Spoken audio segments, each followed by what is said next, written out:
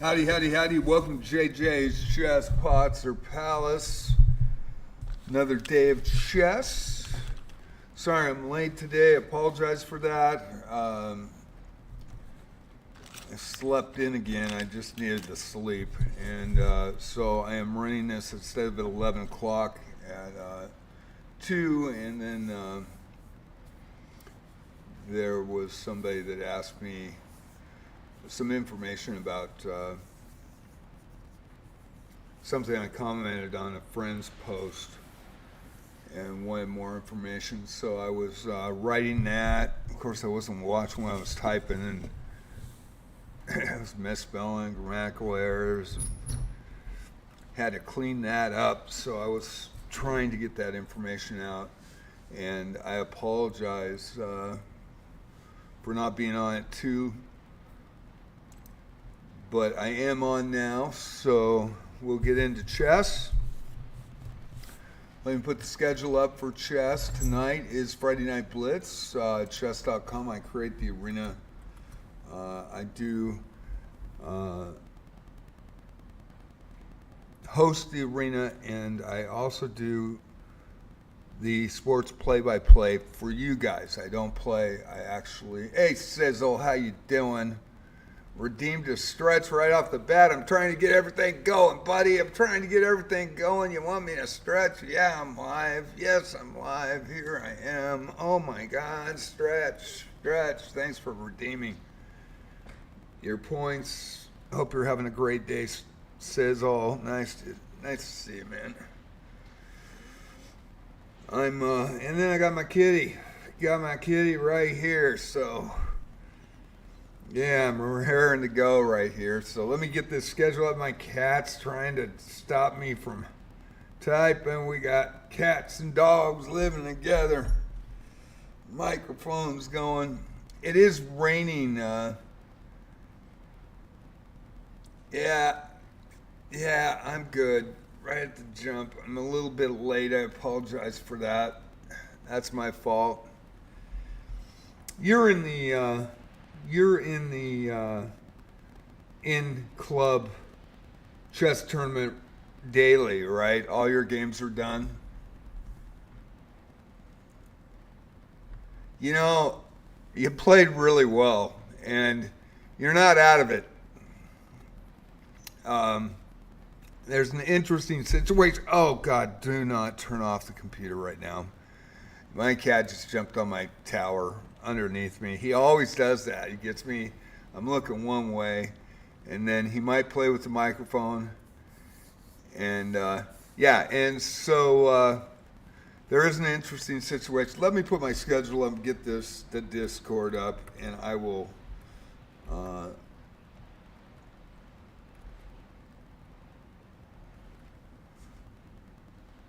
just gotta, man, I am making a bunch of spelling errors and trying to get this going. There's the schedule, and then I'll address that because you're not out of it right now. And there's a reason. So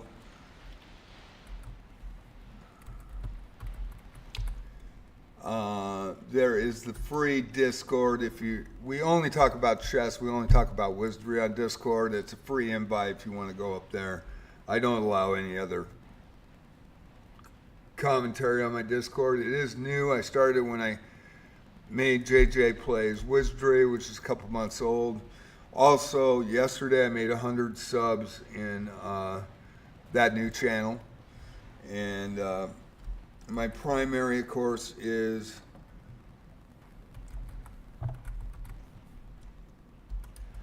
don't you play with the chords. He likes the flashing lights, and he likes to sit there and just sit there. And then he starts grabbing the wires, and then the next thing you know, I'm off the net. So he's actually knocked me off the net 5 times so far.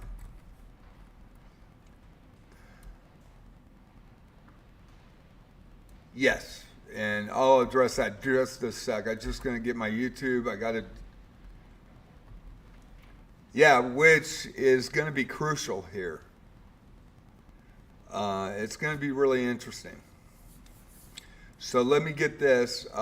TOS prevents me from, because I primarily stream on Twitch, prevents me to have my multi-stream chats up for YouTube. So if you're watching on YouTube, I will not see your comments.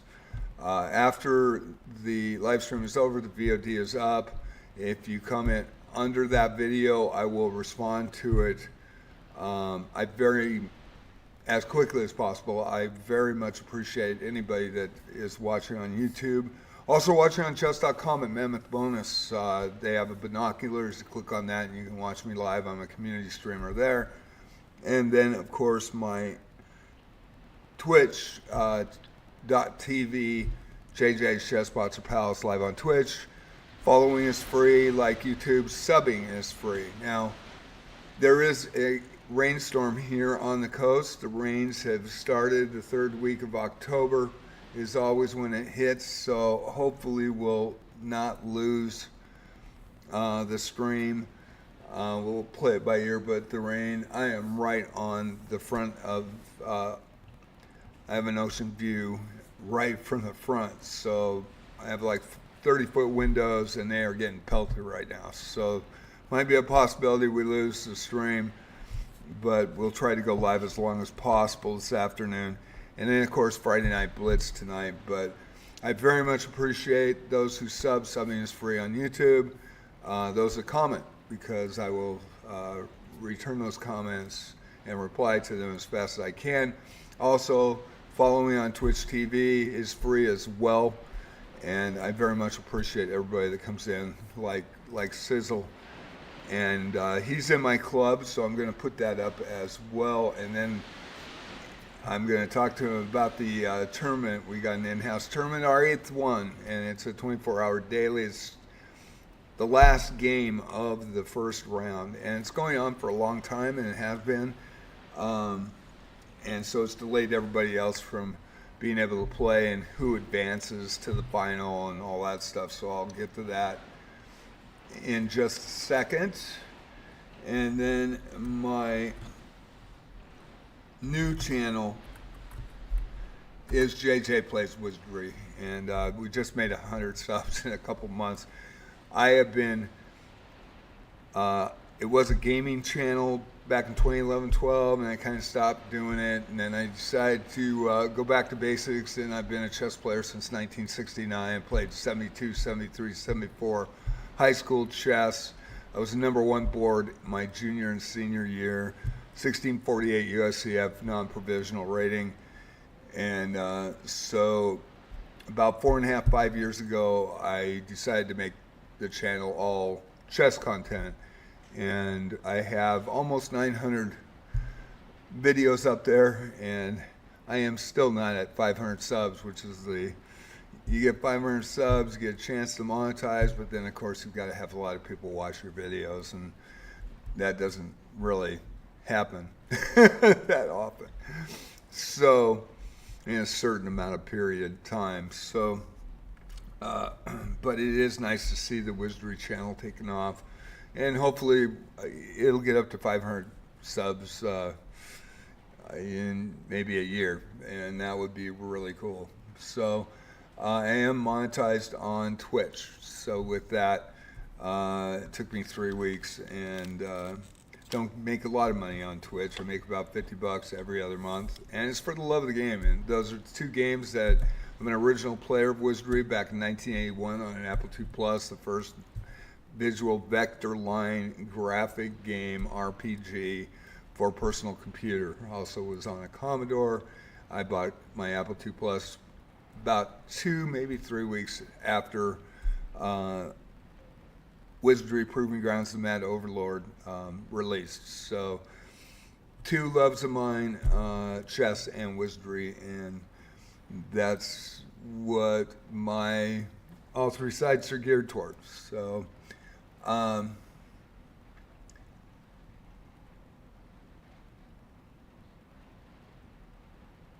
yeah, she should come on in the Discord. Give her Discord, because Wizardry Baron's Daphne is the best Wizardry game to date and it released last year on phone for iPhone and Android, and just had its anniversary October 15th, 2025, first year anniversary. But the thing was, it came out on phone first, and then in March it came out on Steam for PC, and I played the PC version. It's an amazing game. It's a real title. It is a gacha game. It does have microtransactions, but they give so many rewards and in-game gems, as well as when you're playing, you get the in-game gems. I think I had 66 character pulls in August, 55 in September, another 55 here in October, and it's crazy good. And the depth of the game is amazing.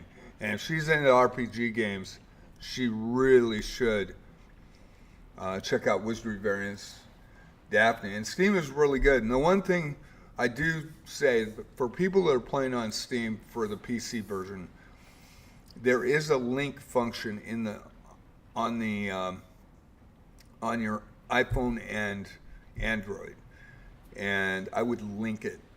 So if they did a maintenance or a big update, if you lose your Steam for some reason and the upload crashes or whatever, you have a way to get it back, and you keep your ID and your password, and I link them, and there's right in the settings on your iPhone and Android in the game, there is a link button. You click that and you just time up, and it's no problem.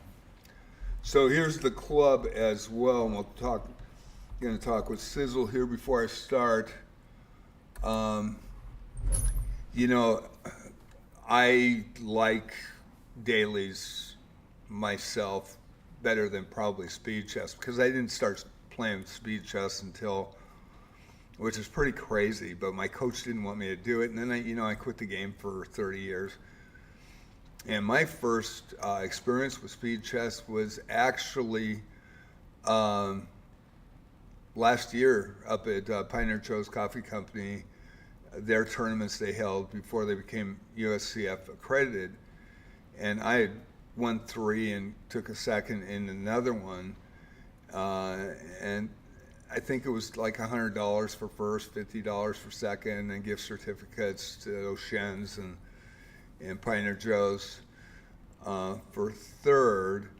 And so I won $350, I think, in that sequence. And then they changed to speed chess in June, because we had met the Midtown Chess Club, Allen's club. They got about 50 or 60 members strong, really good chess club. And they were coming down, and they played speed chess. And so the July tournament, which I do have links on my Twitch to that, and they're still up. You can still find them. And we live streamed that right from Pioneer Joe's at Salsham. And I'd never played speed chess before. I was really lucky. I didn't think I'd do well, and I did get 5th in that tournament, but there were 2 groups, and I actually got to the finals, so I was happy with that. I remember the TD tournament director for the chess club at Pioneer Joe's told me, he goes, "You need to take one for the team." And I'm like, I haven't played. And I said, "Yeah, I'll do it, no problem." And then in August he couldn't make it, so I was the TD, so I didn't get to play in that one. But I would have beat the person that won it, so with the longer time control, so I would have got another win there. But I struggle with speed chess because I flag a lot, because I'm old, and it's hard to teach old dog new tricks when you're used to classical time controls. And dailies are basically classical time controls, because you can look at the game at any time, which is really nice, and then you have 24 hours to make moves, so you can think about it. I usually don't. I usually make my moves pretty fast. I usually take anywhere from 3 to 5 minutes. I see the move, like Sean's got a move right now, and you mentioned Sean earlier, and Sean's got a move right now that he's put up, and what I wanted to talk about was the fact that if I win this, and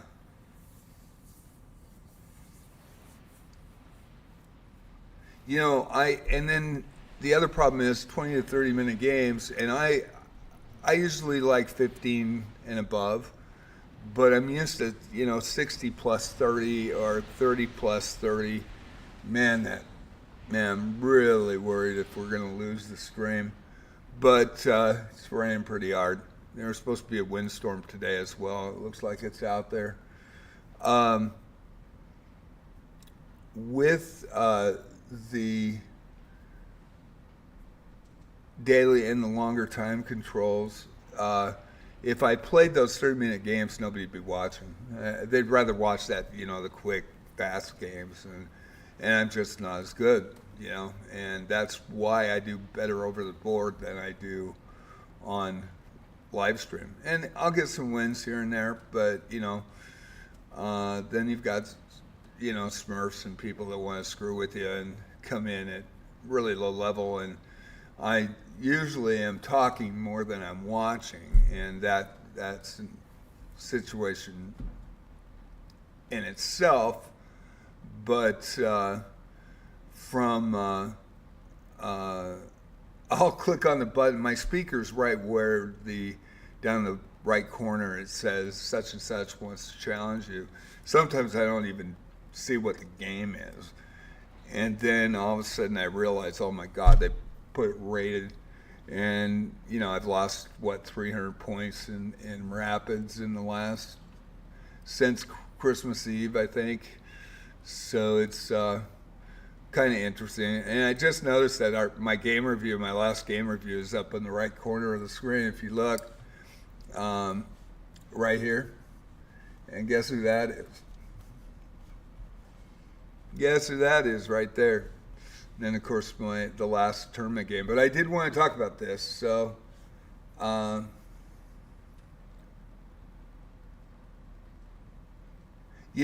the whole thing.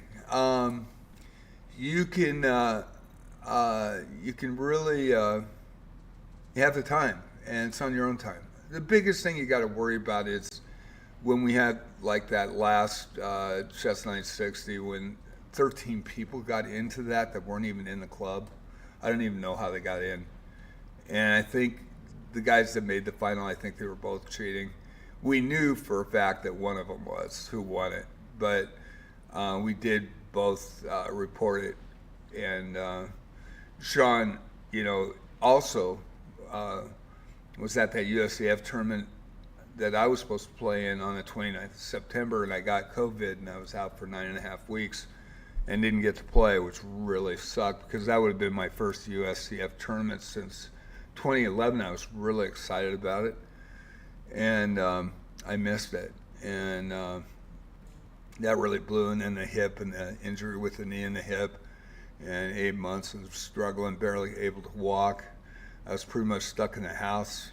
So this is my only outlet, and now, 3 months ago, I finally am able to walk. I lost 62 pounds, and I'm doing good there. But with this game, and I did want to talk about this because we'll go into it, and I will make my move here after I see it. But this is the current game right now, and please don't comment on it. Yeah, I knew he was going to check me there. I mean, it was really obvious. I will look at that in a minute. So anyway, the pairings, you go to the pairings on this, and as you can see, you split with Sean. And so if I win this game, you guys tie because you split. And that means that all three of us advance. I don't think he's aware that, he's playing this out, and it's been really slow. And hopefully I can keep the lead. But he beat me, and he smoked me. I questioned that. I was like, what the hell's going on? And then this game, all of a sudden, I got the lead again, and he made a move thinking that he was going to promote a pawn. There's no way I'm going to allow that, so I sacrificed a knight, but I got a rook for a knight, and I was happy about it, and it pretty much gives me the win here, but I can still blow it. So, but he's playing it out now. If he resigned now, the final would start, and you guys would tie, and then I would advance. Sean would advance, you would advance. If I lose, it's him and I, because I already have 4 points. Yeah, he's really good, and you beat him. And not only you beat him, but Marvin beat him. And which was, and he should have beat him twice. I was actually sitting at Hoover's when he was playing him, and, we're really good about it. He didn't want to show me the game. I didn't want to see the game. But he goes, I'm winning both of them. And I go, right on.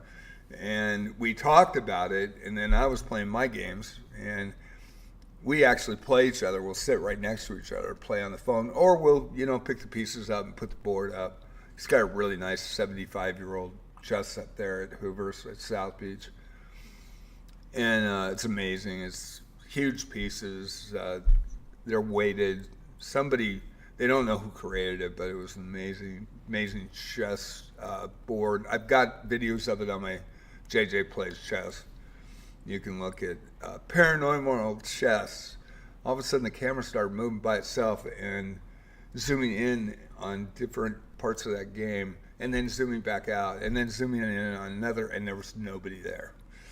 It's crazy. So he's a really good player. So if I win this game, you advance with Sean to the final.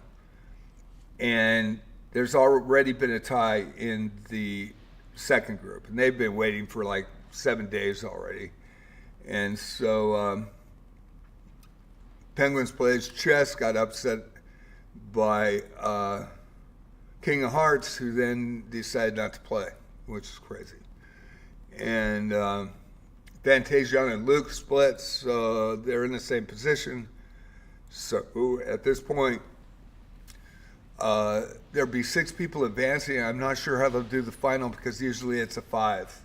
So, if I win this game, we'll see. And you're still in it. If I lose, then him and I advance. But he doesn't have to beat me to advance. He's already advanced. So, but he did take 35 points away from me, and I was really pissed about that. And so if he beats me again, I'll be really, really livid, because why didn't he play that good against you and Marvin?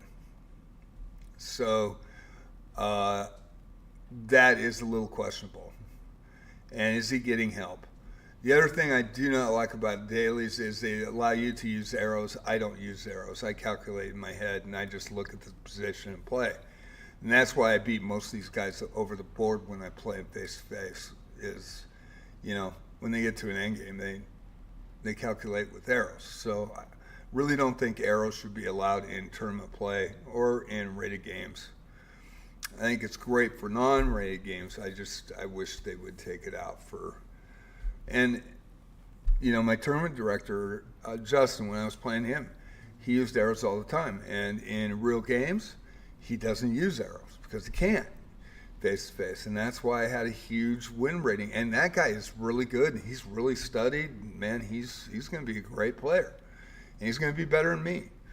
But when it comes down to it, I had a 1 game plus online. But then over the board, I've got a 14 plus. I think I'm 19, and I think it's like a 17 plus. I think he's won 3 over the board. And last time I played him was when I was able to walk. And, and then I have not gone to the club since because of the drama with the FIDA expert, which sucked. And that was uncalled for by him. In my opinion, I didn't think it was fair, but, it is what it is, and I had to remove myself from the club. So, but that's why I would beat Justin. He uses arrows, you know, and he can't calculate in his head. He's getting better at it, but he doesn't calculate, you know, without using those arrows. Now, I'm pretty sure he'll probably beat me the next time he plays me if I ever decide to play him again. But on the same sense, with that, there was a guy that beat me in like 11 moves, and I mean, smoked me. And I played him in tournaments 4 times, won every game. But I played him like 11 times over the board, never lost a game. And it wasn't even close. And these guys all have higher rateds in Rapids than me. I mean, by 400 ELO. You know, it's crazy. Yeah, they can use the arrows during the games. Sucks. I didn't know they could do that either. I was pretty pissed when I found out. So anyway, I'll have to go do that move after. But anyway, you got a chance if I do win this game. So you got to root for me in this one. I don't know if it's that hard to root for me or not, but we had 2 good games. I had 2 good games against Marvin, you know. And then Sean came out of the blue and just kicked my ass. And you know, this game isn't set yet. He's got 2 bishops, and he's really trying to. It's almost like he is using stockfish. I hate to say it, and I may be totally wrong, and I don't mean to accuse somebody, but it doesn't look right to me. And I also think he doesn't realize that we've already advanced.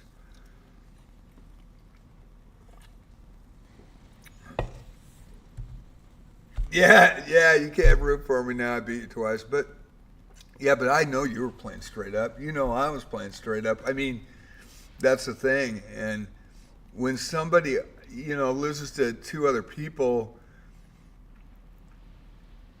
they're pretty good players, but then all of a sudden start playing fucking like Bobby Fischer, I'm like, what the frick's going on here? You know? So, and I hope that's not the case. But if I'm wrong, I'll apologize, and I don't have a problem. But I am skeptical about these 2 games, and plus, I don't think he knows that we've already advanced. So the game is getting dragged out, and I think he's trying to win it, of course, and I'm trying to win it too. But the moves do not add up. They don't add up, and I just do not get that. And we'll see what happens. So, pretty positive that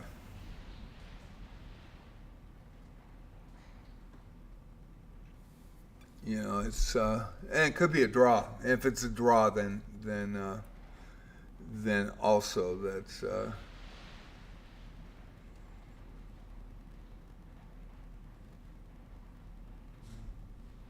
Will advance and you'll be eliminated. But you played great. You played great against him. Played some good games.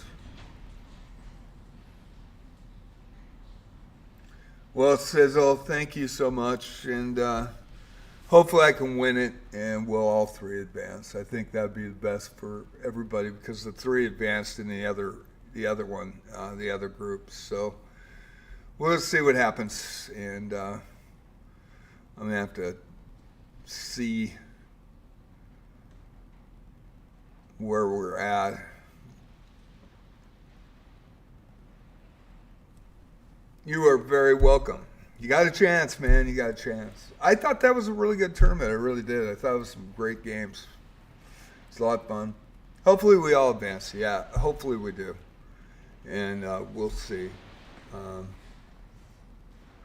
But he's going to try to get a perpetual on me, and we'll see. I got to make sure I'm not going to lose that night, and I'm going to start running my pawns up there if I get out of this perpetual that he's going to do. So we'll see how it goes here.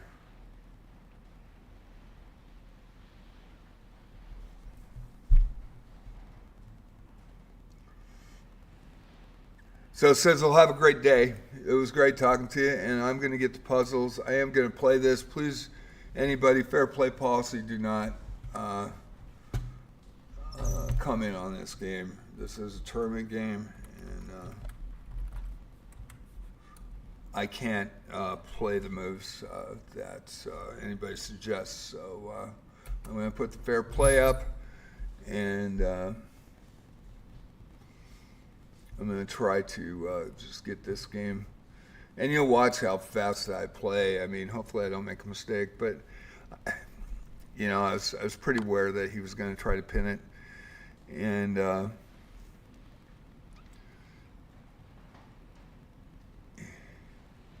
you know, he's going to try to do it that way. And he may come in and... yeah, he may come in and try to...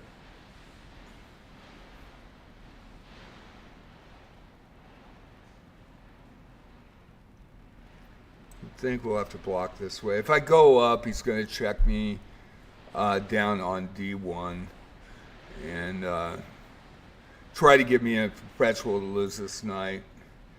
He wants to move his king in. You know, I'm going to have that covered. So I just got to make sure that I don't get my rook forked here. And I'm going to have to be on off squares. So... which I will try to do, but I can't allow him to get a fork. And this game might go to a draw, I don't know. Hope not, but I'll try to make sure the sizzle gets in there. Since I'm representing both of us now. 54 moves already, and it's gone forever. So I will make that move and hopefully not make a mistake. And we'll go to puzzles. Got some heavy rain and wind today, so if we're losing the stream, let me know. We'll start with puzzles this afternoon. Friday Night Blitz will be on time, 6:30. I'll be back on. I'm going to do puzzles for a bit here, and boy, it is windy and raining today. Very windy and raining today. We'll go for some puzzles. Thank you all for watching. I am going to get up and get a little bit of lunch. If you play this right, you can win material. If I play this right, black to move. If I play this right, you can win material.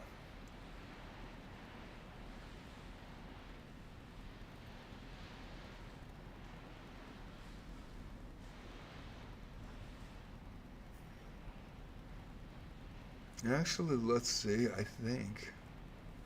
Got to look at these. It takes me a ton of time to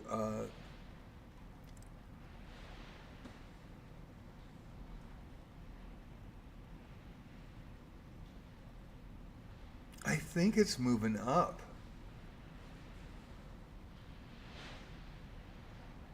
I think it's moving up. I think it's moving the king up. Because what is he going to do? He's going to move to F3, but then I move up to...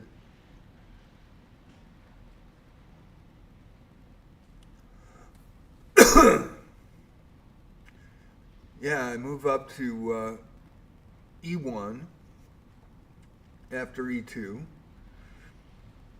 And then he checks me at E3, and then I block with the rook at E2. Yeah, I'm pretty... Watch me blow it, but I think that's the move. And I think this is the move. Oh, he took and didn't check me. I thought for sure he checked me, but yeah, it's over. He took. I didn't think he'd take. I thought he'd check right here, and I just block. And then just move the queen in.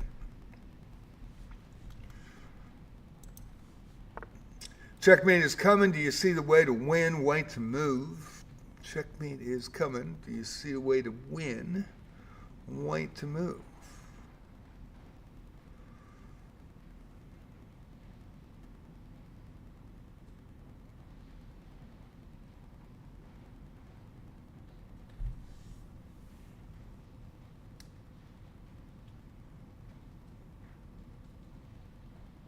Yeah, the pawn's pinned by the queen.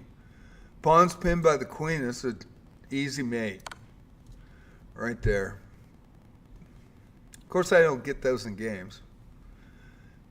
And this is my second run. I'm back on wood again. Got a little two by it, but finally got back to the beginning again in the chess puzzles.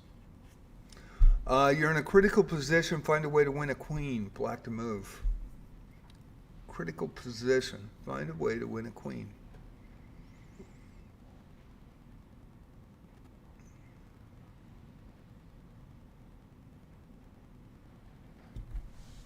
Well, and I've got a challenge here. I will take challenges in about half hour. And come in on Twitch, chat with me. If you're on YouTube or if you're on chess.com watching, let me know and I'll let you know what time that I'll take that challenge. I am not a good Blitz or rapid player, but I will take the challenge. But I've just started to do the puzzles, so let's go for a half hour at least with the puzzles. See what happens here.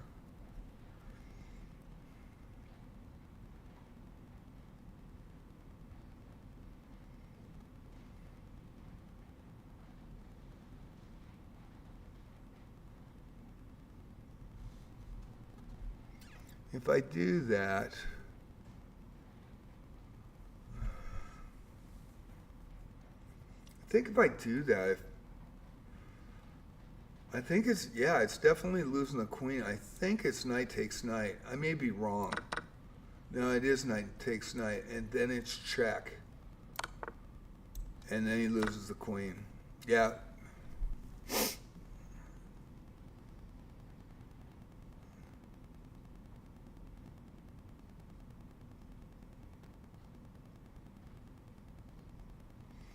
Level completed. I'm on wood 4, but this is my second time. I've finished all of them. So I don't know what, it's crazy. Prestige 2, but I'm on wood. Yeah, I'm Prestige 2 as well. These are all Prestige 2. I think this is Prestige 3. God, he's done it 3 times. Ken and Barbie, man, they've been rocking it.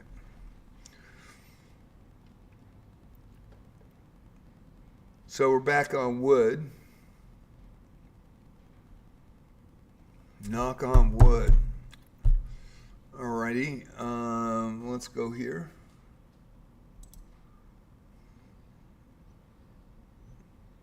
I do want to get up and take a quick break. I did get a chance to go to the restroom, and I do want to eat a little bit. So I'm going to take about a 3 to 4 minute break, possibly 5, and I'll be back. I will take challenges at about 3:30. If that's cool with you guys, and we'll start doing the challenges then. And I did get a challenge this morning.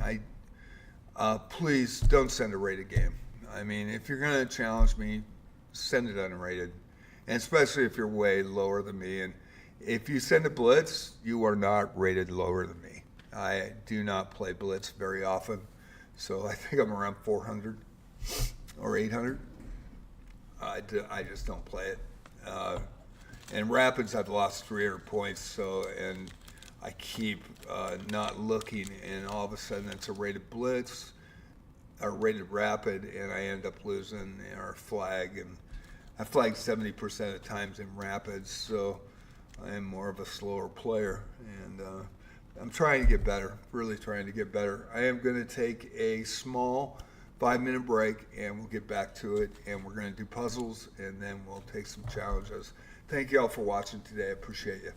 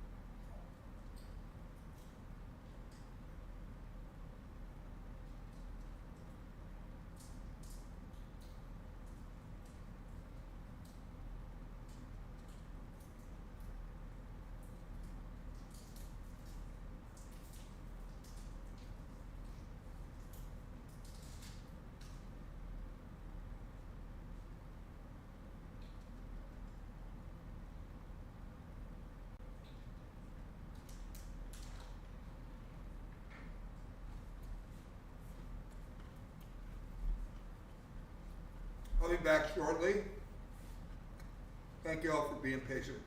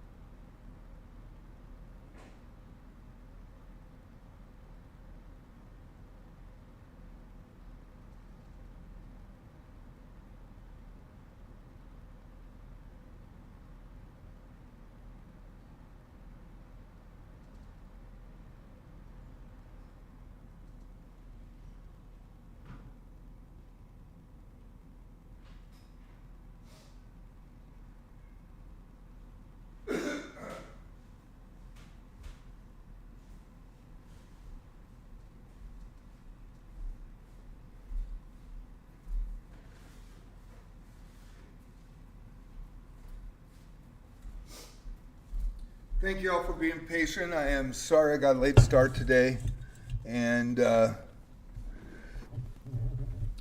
just need to get some food in me. And so we'll go with puzzles for a bit, and then we'll take some challenges. There has been a challenge in Blitz. I will take it in about a half hour, if it's unrated. Checkmate is coming. Do you see the way to win? White to move. Hey, buddy, come here. Yeah, Shadow. What up, bud? Yeah, you're a good boy. Yeah, my kid. This is my kid. I've got two of them, but this is the one that wants attention all the time, 100%. But he's a love. He is a good boy. He talks. He says my name actually, which is crazy. But he's got about 6 words he knows. And he is just a sweetie. He's the one that goes under the computer and then turns off the computer. So the power button's on top. I've been trying to defend against him, but I just am unable to do so, and he knows. So he's like, man, this is my time. This is my time. So he's my co-host for today. This is Shad Wow, and he is amazing. He's a really good kid. All right, buddy. There you go. Thank you so much. Checkmate is coming. Do you see the way to win? White to move. Do I see the way to win?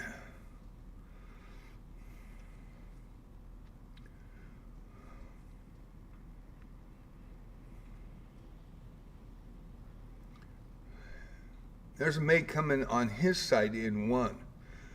So I have to make a check here. So it's a queen check, I believe, right here with the rook behind it. And then take it here.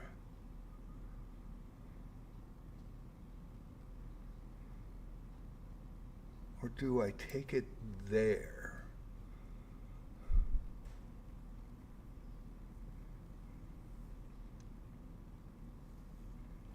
That was the question.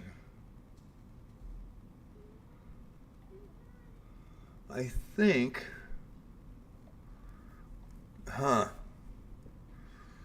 could check there, he takes back. Check. I mean, blow this. I think it's this move. Yeah, it's this move. I'm off the line, so there is a mate here, so I've got to watch. And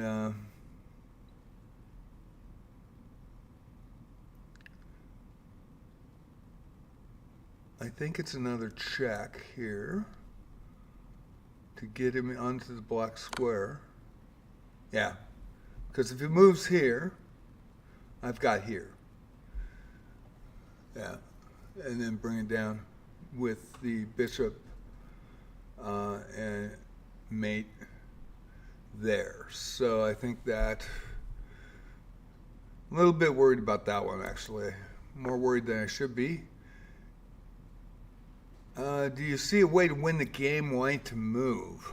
Do I see a way to win the game, white to move? The knight's pinned. The knight's pinned by the rook, so the knight can't move. So it's obvious of one move. And this is prestige too. I've already gone through it, so we're doing wood again. So I am going to go right here for the mate. Knight's pinned by the rook.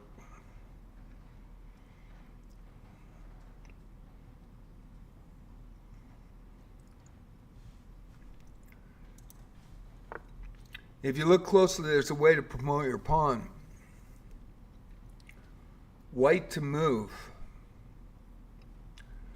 Let me see, am I in the four square? I didn't even know this in high school, so I used to calculate in high school. So back in the 70s. So there's to be able to get here. So if I go here, he moves there.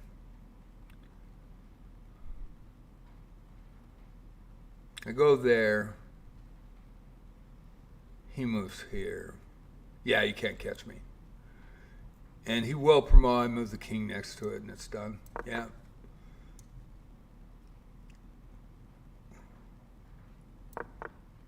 Yeah, I move the king here. There's no way. Yeah. Okay. So, white to move, win material to win the puzzle.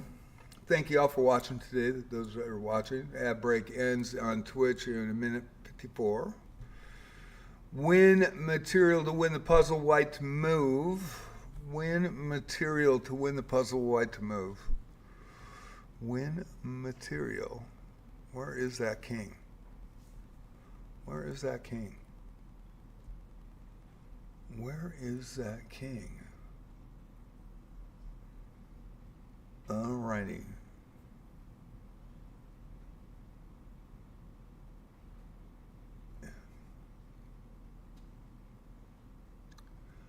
Win material to win the puzzle.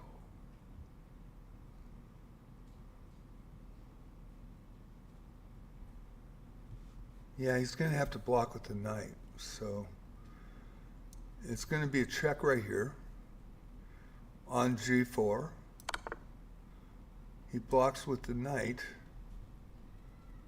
and he cannot block anymore. He will move up, though.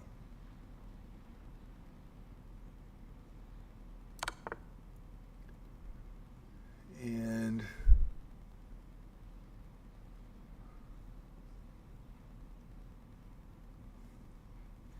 knight comes in to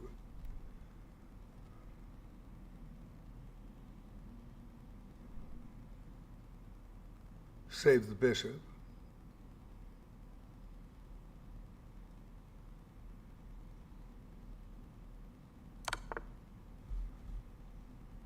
And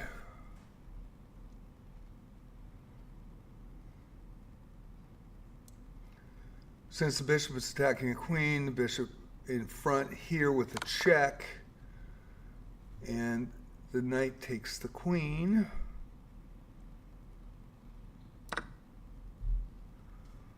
Yeah.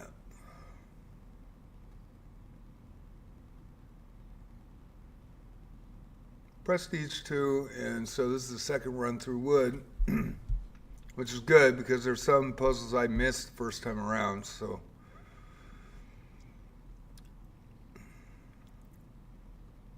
These are lower rated puzzles. Win material to win the puzzle, black to move. Win material to win the puzzle, black to move. Black to move. Can I get any checks in here?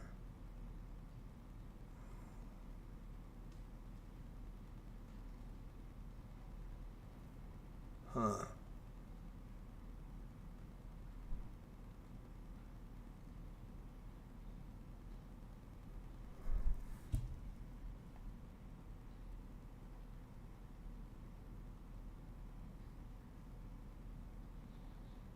I might miss this one. I don't have any checks.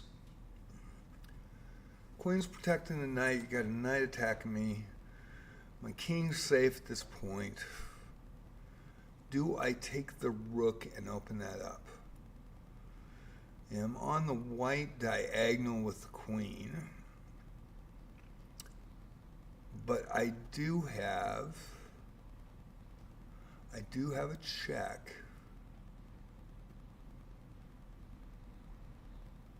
Ooh, I do have a check.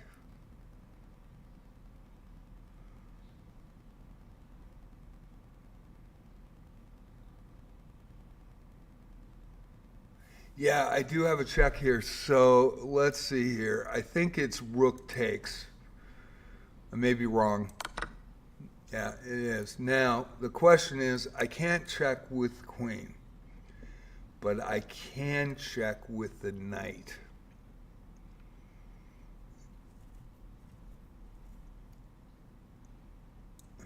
And that takes the queen. Yep. All righty.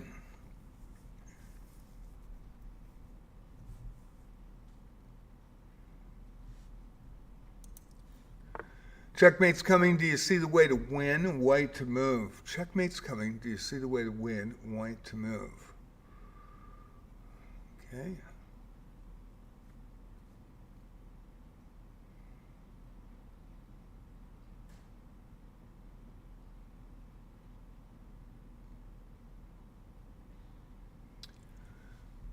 Well, the first move is rook check.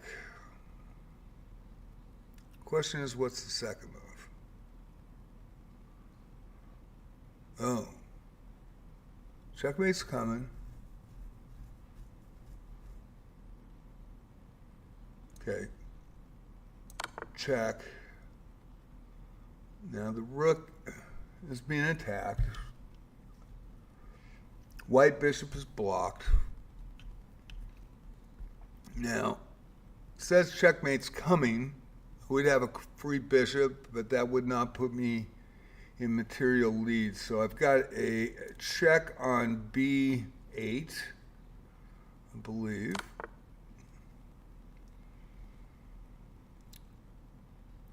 And this is going to open up the white bishop as well. So the pawn move to check.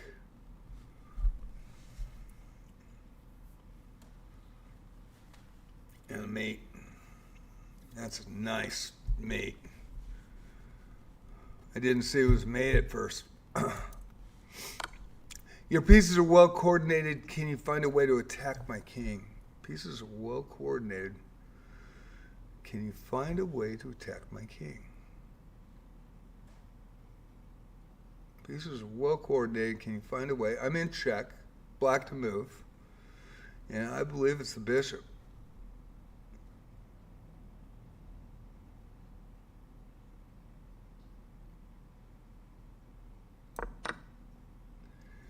Okay. Now I could go here.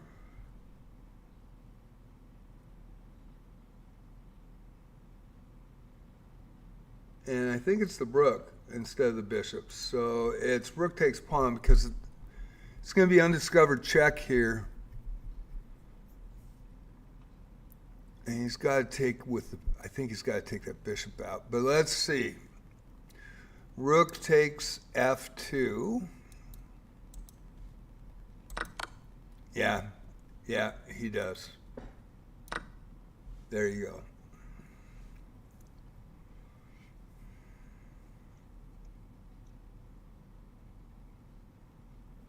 And we're just doing puzzles today. Getting warmed up. Friday Night Blitz tonight. I host it, I create it, and please, fair play policy for those that enter. I do the sports commentary for you guys, so I make you a star. Live streamers and title players, if they want to play, and we've had 2 that have played since June 2024, so we don't get a lot, but with the live streamers, we do have a lot of live streamers that do come in. They can come in at any level. But people coming in after registration is over, and that's at the start. If you register and you're high elo, everybody knows, and they will register accordingly. If you come in late and you're way higher than anybody else, you're farming medals, and we don't want that. If you're not a live streamer, not a title player. And so I will report suspect play, but it's fun. We do this.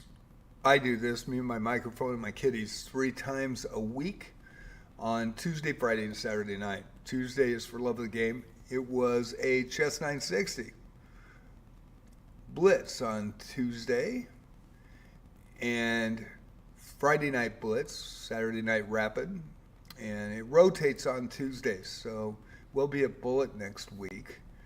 But Friday night Blitz, it's a 5-5 Blitz tonight, unrated. Already got it created, and I will be being your host and your sports commentator, and it's a lot of fun. We have a lot of people that come back. There are people in the club that play. They're in my club on JJ's Chess Plots Palace on chess.com, and then there are people that just are not in the club, not on Discord, and they just keep coming back. And the biggest thing we want to do is, because I don't have tools to be able to boost somebody that's way high, excessive elo. Those people that do come in, and if they run into a cheater, they don't come back. And nobody wants to watch AI play somebody. And so we've got a lot of good players. I'm playing one in a daily right now. It's a really solid player in a daily tournament from the club. And scare me a little. It's he lost the 2 players that are good players as well, but I have no trouble with. And then he smoked me, and I've got to win this next one. I've already advanced. It doesn't matter for the final, but if I advance, all 3 of us advance, and which would help everybody. And in the other group, there are 3 that are advancing. There was a tie as well. So we'll see how that goes. But we really want to stress fair play, Play fair, play straight up. And that is Friday Night Blitz. Starts at 6:30. I have the link up at 7 o'clock. We need 4 people to register to start it before the arena starts. Okay, I'll be in trouble if you capture my queen. I'll be in trouble if you capture my queen. White to move. So, my initial move, I would think, is queen to h6 check. And there's no block. And then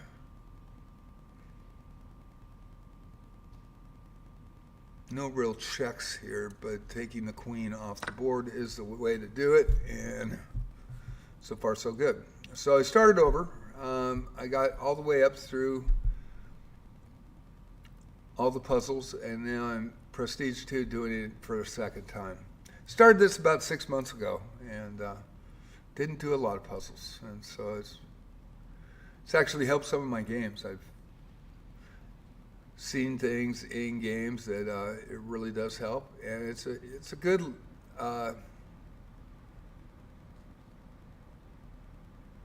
really good tool to see positions. And some are very easy, some are very hard, and I miss a lot.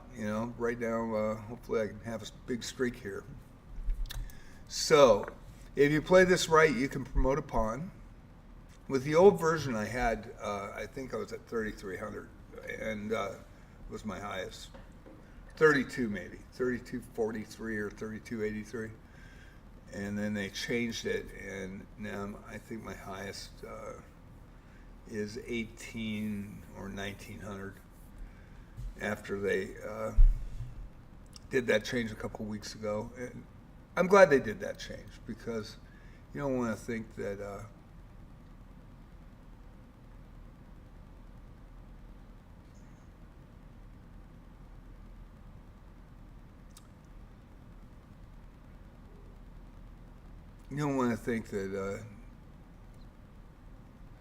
you're something you're not. So, my feeling on this is that if I take the bishop here and he promotes, he is in front of me and I can't catch him. And if I take the pawn,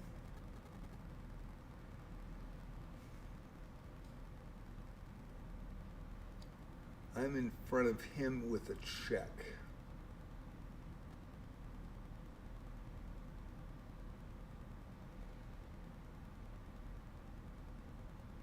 But I lose the pawn.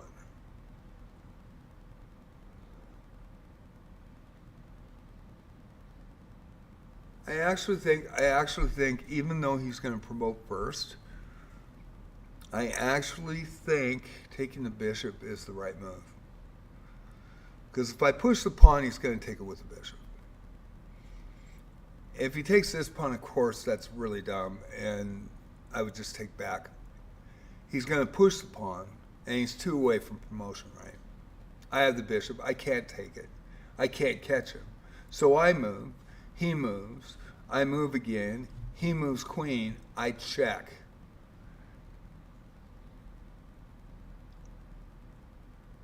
Now I have a possible position to, yeah, I think that's the move. I think it is taking the bishop. Yep.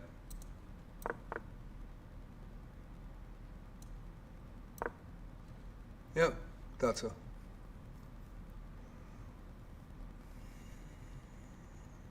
Endgame's my specialty. It always has been. Doesn't mean I'm going to be right, but my USCF expert teacher back in the day here, when I first got here on the Oregon coast, said that I am absolutely amazingly strong in the endgame. If I'm down a pawn or even down 2 sometimes, that I can come back, and it's just crazy how good I am in the endgame. And I'm a little weak in the mid-game and openings. And my mid-game is my bane, which it kind of is. I'm getting better, but over the board anyway, I'm getting better.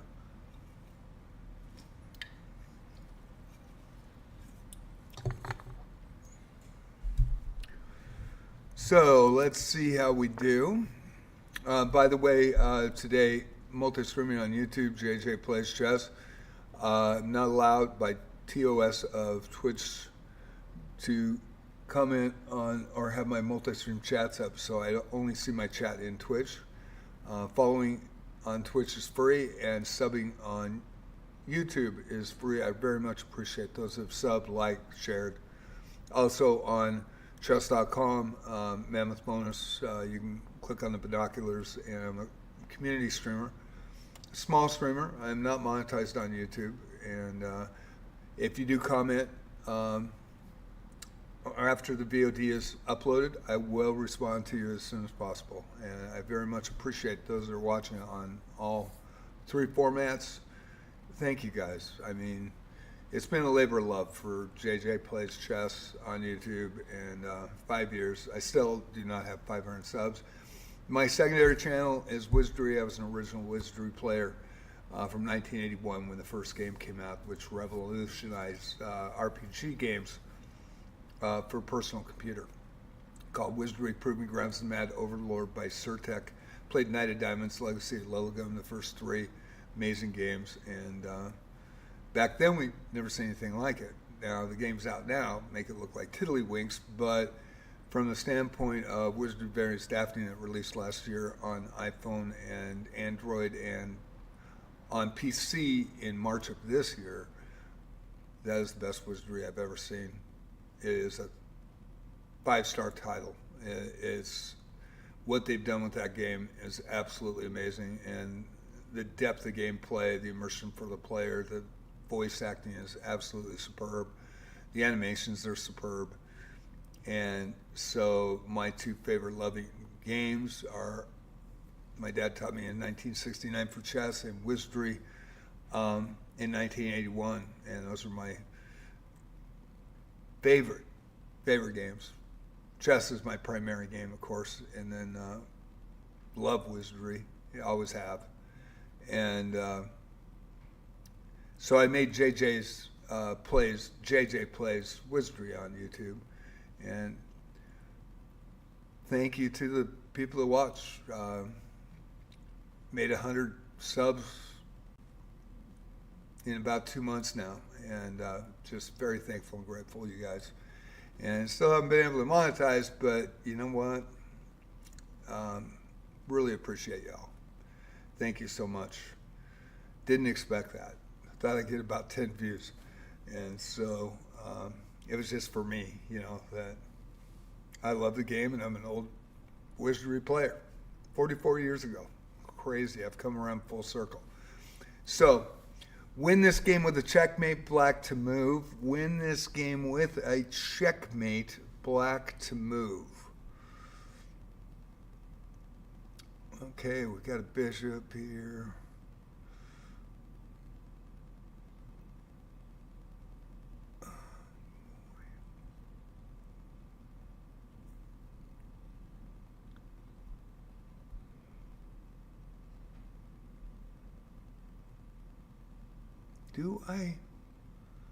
Do I set that up that way? This one's a tough one. I'm not seeing it yet. I am not seeing it yet.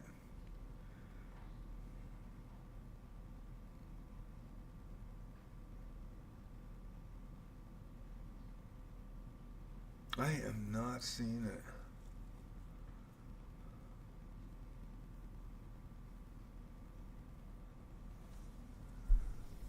What am I not seeing? What am I not seeing?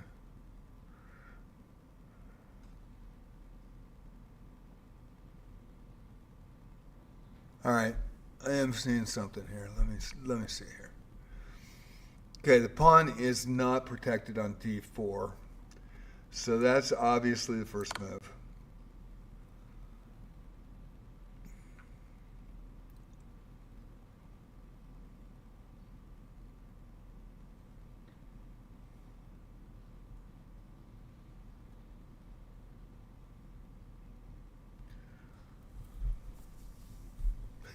Of course, I don't know the second move. What is it?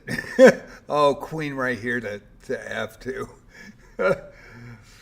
Whew. All right. Think about checkmate, black to move. Think about checkmate, black to move.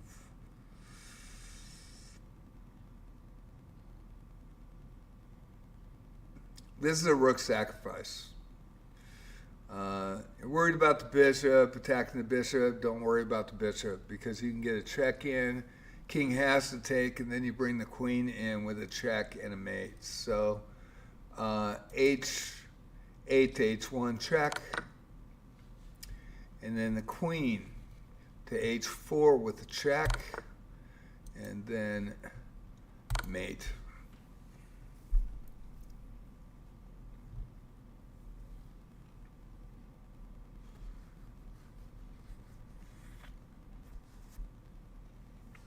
So far, so good. And Kitty, are you okay? No, you're not okay? Where are you? Where are you? Shaddy Wow, where are you? Okay. Alrighty, white to move, play accurately, and you can promote a pawn. White to move, play accurately. Which way am I going?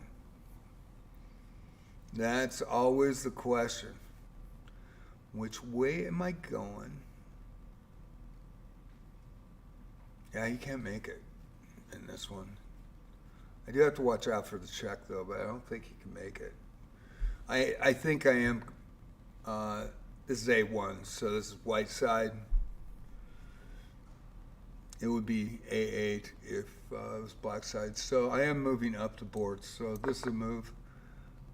Surprising he's trying to catch. Yeah, he's trying to get there.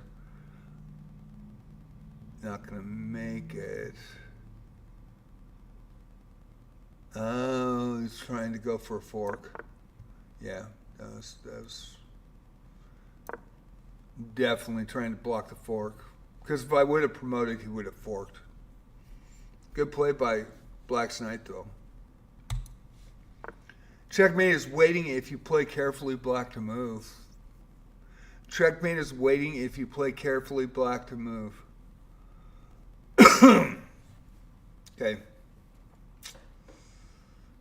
Do I go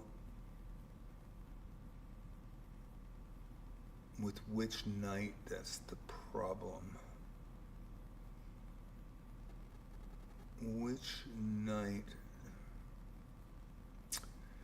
I think it's the B3 pawn. Looking at the board. And the reason, if you check, let's say double knights, he could take with the rook, of course, at D3. Could check at A2, but if I do so, he'd either move to B1 or B2 on me, and that would not be a mate. So I think the first move here is actually a knight move here. And then the bishop. Got a feeling. Okay, there's a check and the bishop. There's no block. There's a rook block. And double knights. And there you go. Alrighty.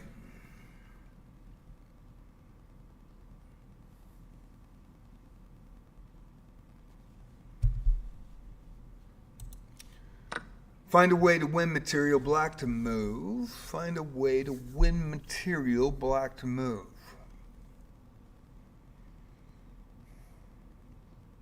What is going on here?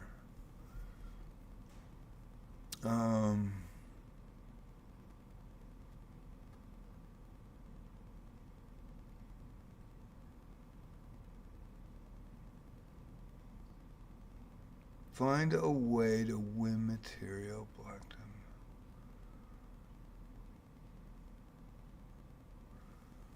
Yeah, I think it's pushing the pawn.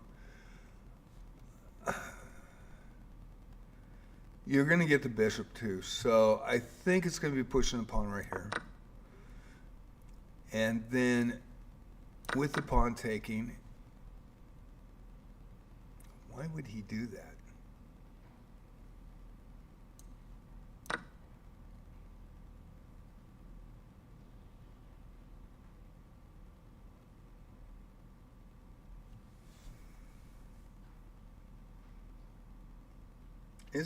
Was he cut off?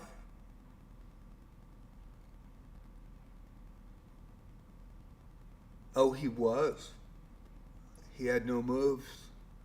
I didn't see that. I saw that he's the bishop. The bishop here has this line. He's here.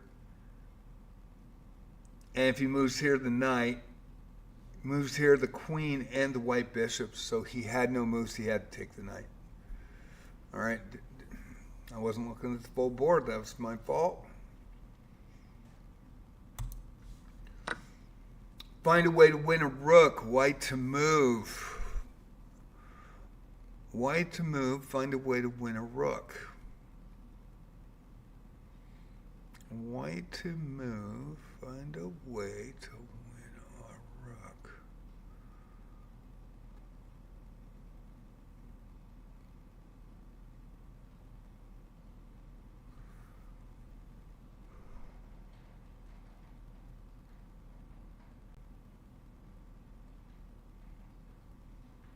I think it's here for the check. Take the knight. Okay. There's the rook move.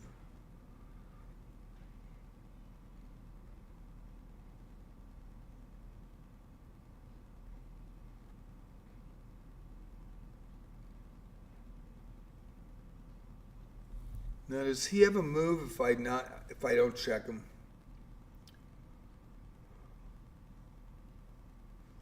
I got a pin, and if I move the rook here, I take that rook and a mate. I don't think he has a move. I could go check here, and I don't think that's a move. Taking the pawn check, because he's just going to move back. But I got the rook pinned here, and he can't do anything. He can't take the rook. If I threaten it, the knight can get in. I think he is hosed.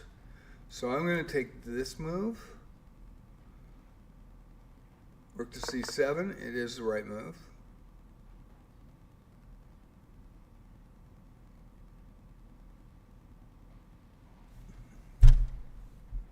Good check. I wonder if I can check.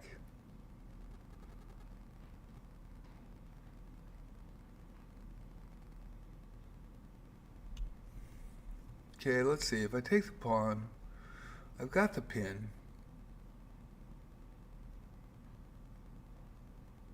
And I'm still ahead. So if I take the rook and then he can't take with the rook, he takes with the king, and then I get the rook. It says find a way to win a rook. But if I check here, he moves up. I check there, he just moves back.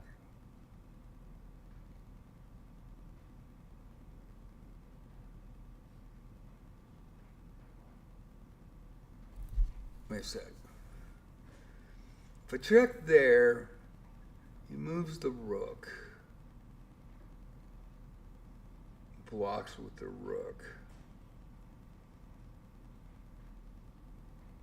I was wondering if I could take the pawn and get over to G8 with a mate, but I can't.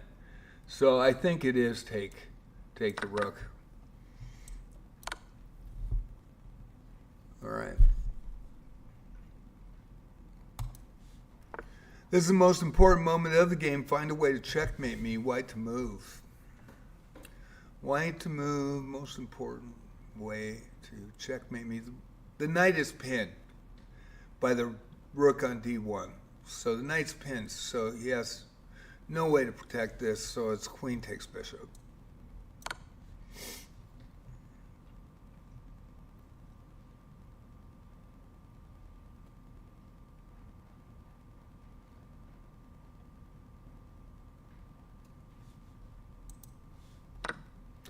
Play accurately and you can promote a pawn. Play accurately and you can promote a pawn, black to move. Okay, there is accurately and promote a pawn.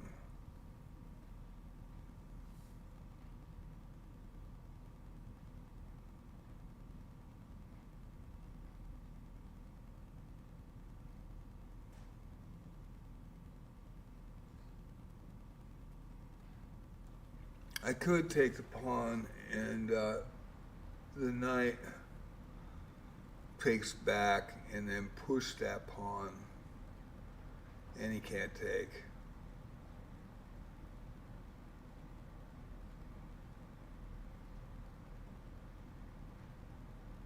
And that might be the solution.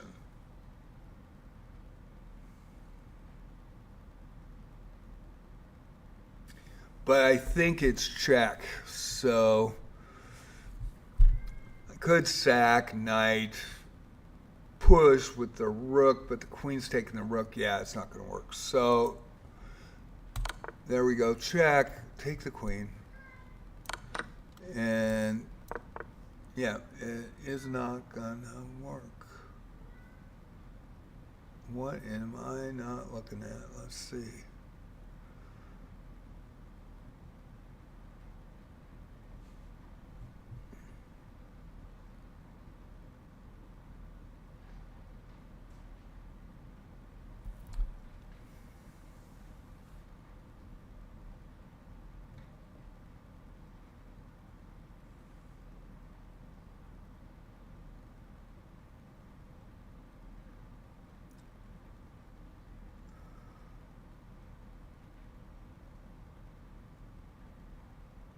How do I get that knight out of there?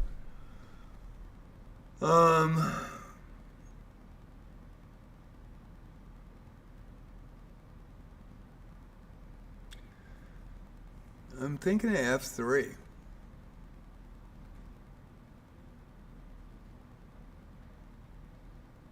And if he takes the pawn, I just take the rook.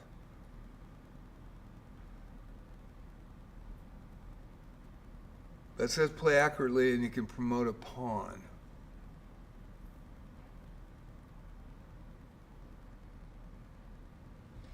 If I go here, the rook takes, so the knight's still blocked, the pawn's still blocked.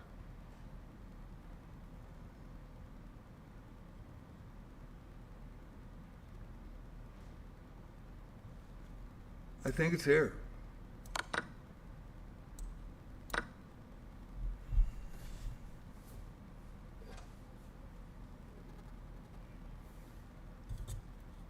Living on the edge. Living on the edge. All right.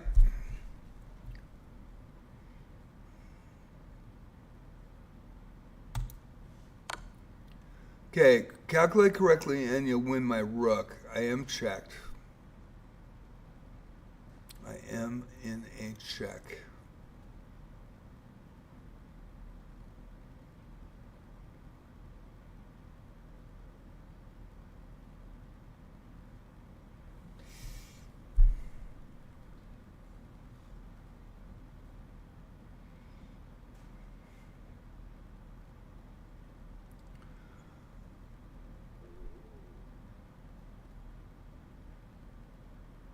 Yeah, I can't do that.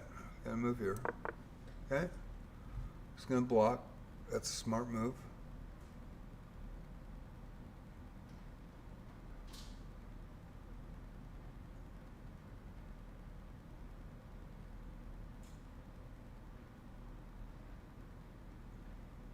Oh yeah, yeah, I see it.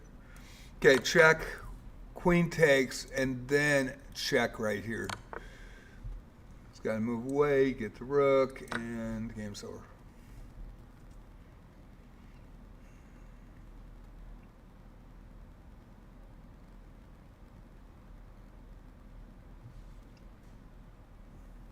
How's everybody doing? Hope you guys are enjoying the puzzles. So far, so good. Nobody in Twitch chat today. I don't even know if my Twitch is on. Tell you the truth, it's been windy and rainy. Hope I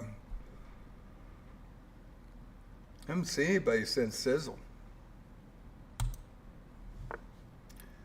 Black to move. Can you find a way to win material from me? Black to move. Can you find a way to win material from me? Black to move.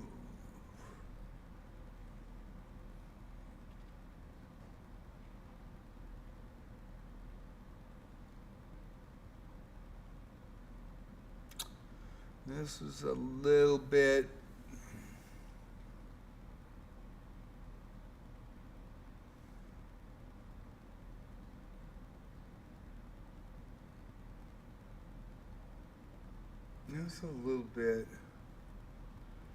sketchy.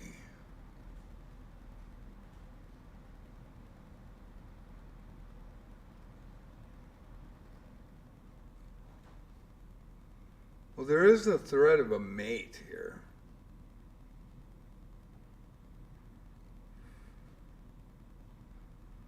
Or do I go through the center? I think it's the knight to B4. Because I think if there's a check here and the king's not careful, the queen would have to take it. Yeah, and then he goes and gives the king a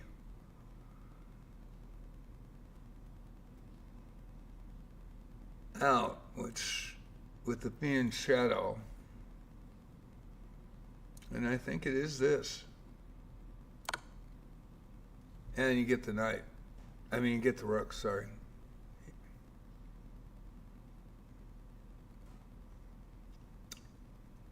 Yeah, I think that's it. I blundered, you can win a knight from me. I blundered, you can win a knight from me, black to move. Blundered, you can win a knight from me, black to move. Yeah, I think. Oh, this is a combination move, and it's going to be knight takes knight. Now, that's okay because you got this knight. So you're now taking two pieces. He's got a queen. You got a queen. If he wants to, and you're a piece ahead. So, and that's it. Now it's his move. Does he want to lose it? Knight's got an out over here. Bishop's got an out there, though.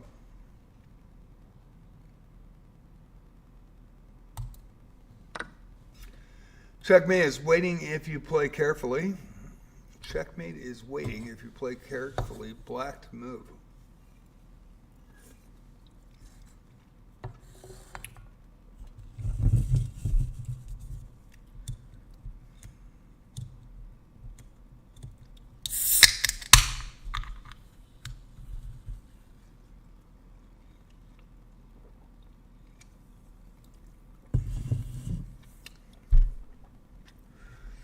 Now, do I want to take the bishop in this?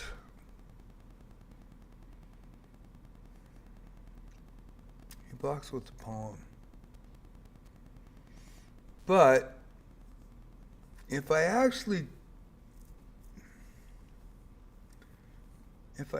take the pawn,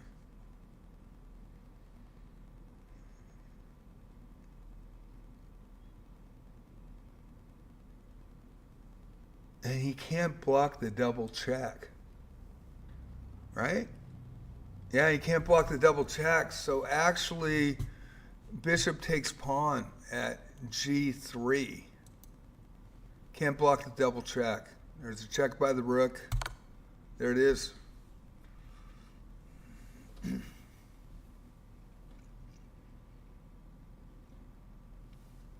Okay. There's a way to end this with a checkmate. There's a way to end this with a checkmate. There's a black to move. There's a way to end it with a checkmate.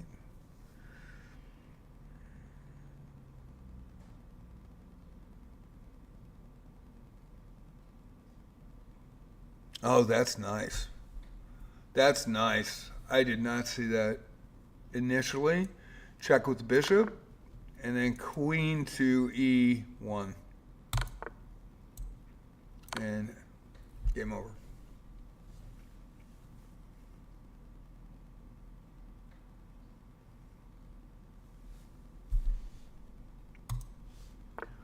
If you play this right, you can win material black to move. If you play this right, you can win material black to move.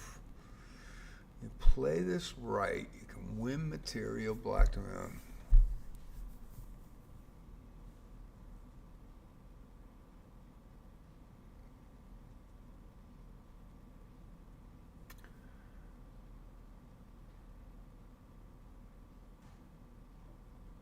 I think it's a knight sacrifice.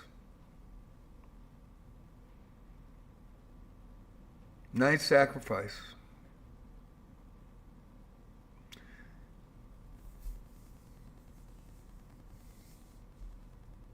Knight to E2 check. Knight takes knight to prevent the fork. But The bishop now comes in at e3 on the diagonal and skewers the queen and the king with a check. That's what I'm thinking. So let's try it. Am I right? I don't know. I think so. There it is. And there it is. And boom. Alrighty. So far, so good.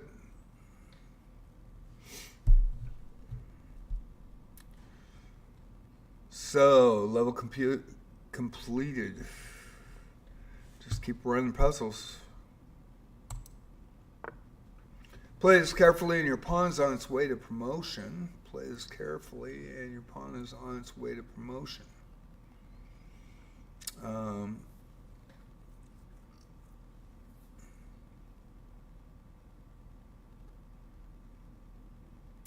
It's a waiting move. You can't move the pawn now.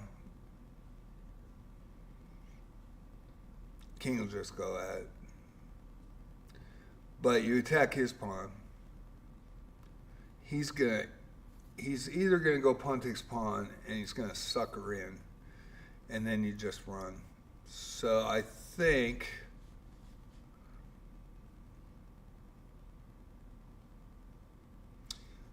moves right here. Okay, he's suckered in. He's got to move these pawns. So now he's out of the way. He can't win a race, so it's just a move. It's going to take him 2 to get out, and Queen's going to make it. Pawn promotion is going to make it before he gets there. You're close to checkmate, black to move. You're close to checkmate, black to move. Close to checkmate, black to move. Well, I'll be.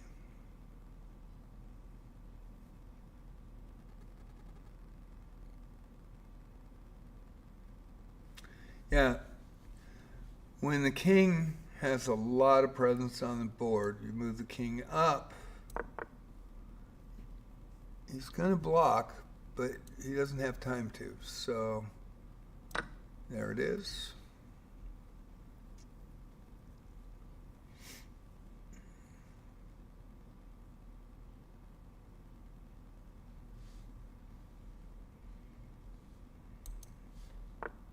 You're in a critical position. Find a way to win a bishop, black to move. Find a way to win a bishop, black to move. Critical position.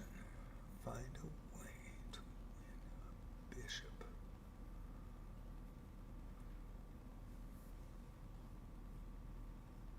What am I not seeing? What am I not seeing? Oh, bishop's hemmed in. There you go. Bishop on f4 is hemmed in. So it's going to be a pawn push here at e5.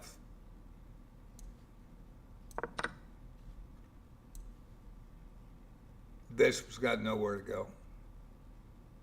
Knight could take, but you're going to win that. And there's that. Don't like that open, but okay.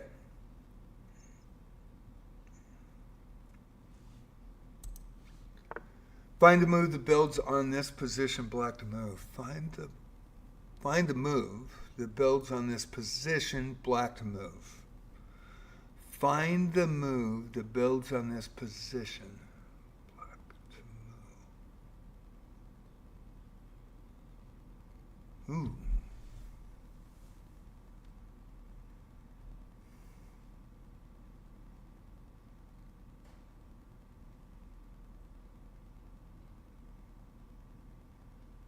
Alrighty, this one I don't know.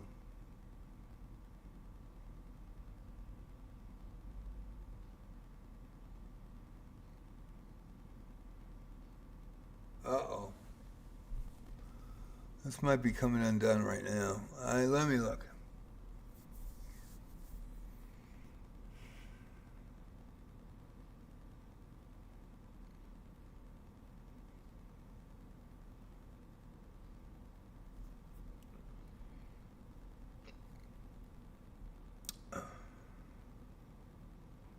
Yeah, I got a feeling it's a night move.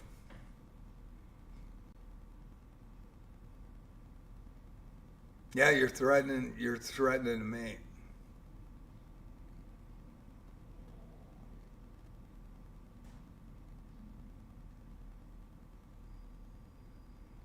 But do I have any backup for it?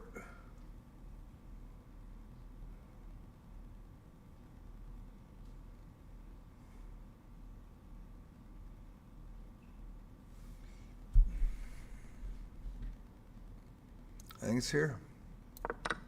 Yeah, it is. Doesn't matter.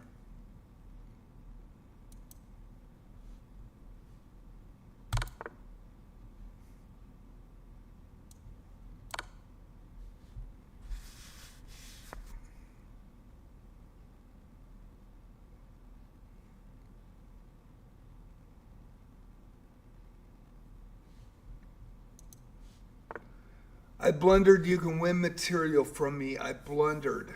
Black to move. I blundered, you can win material from me. And obviously,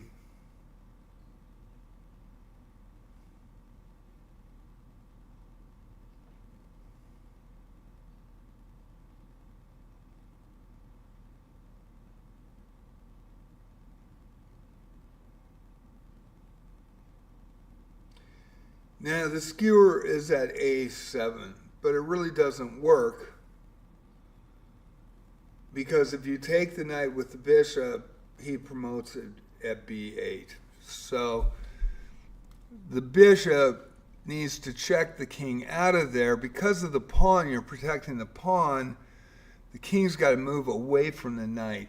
So that right there is, oh, Jesus. Oh, man, I blew it. I broke my streak. I should have thought longer and hard. Damn it. There it is. Yeah. That was my fault. I broke the streak. Finally broke the streak. That sucks. And I knew better, but tried to get a little technical and overconfident on that one. I'm going to take a quick break. Don't have anybody in Twitch. Don't know why. Hopefully we're live streaming today. We'll see. It is being windy and rainy on the coast. I'm going to take a quick break. We'll get back to puzzles. I'm going to try to get to 20 today. And that was a good run, though. That was a good run. Be right back. Thank you all.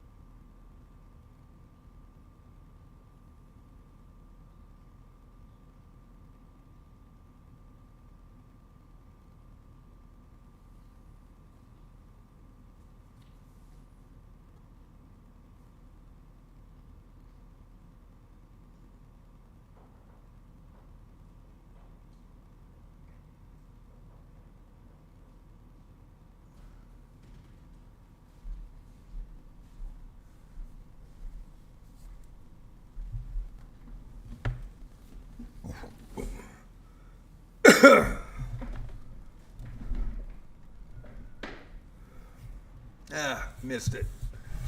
Damn, I had a good run there. All right, calculate correctly and you'll win my rook. Hopefully,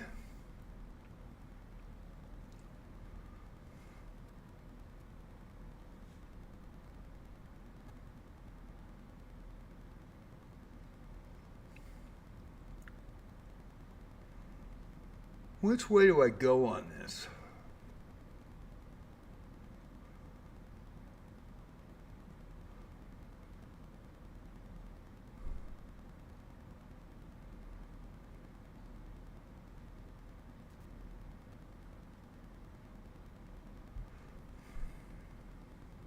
Do I go inside or outside on the check?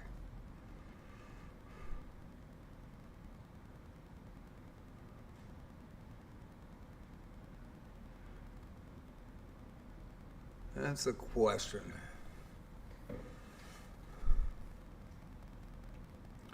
If I go outside on the check, it's protected. He goes in the corner.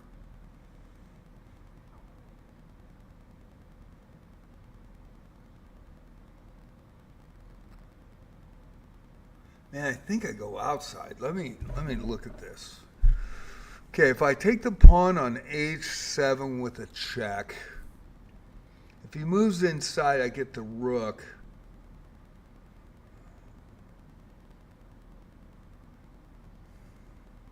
I go check, rook.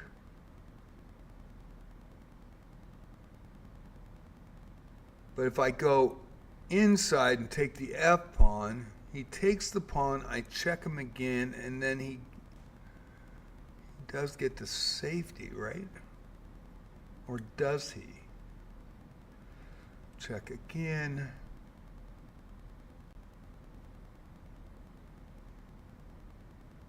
Man, I might miss two in a row here.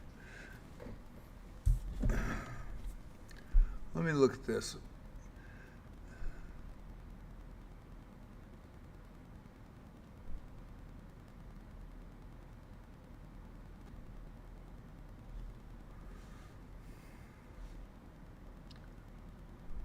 Because it's a mate if he takes.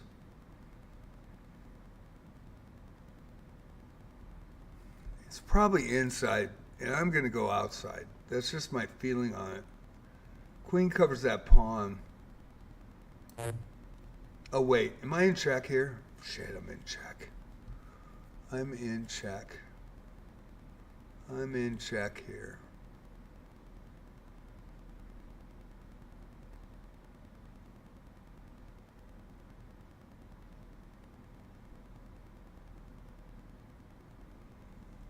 Which way do I go? I'm in check. Didn't see that.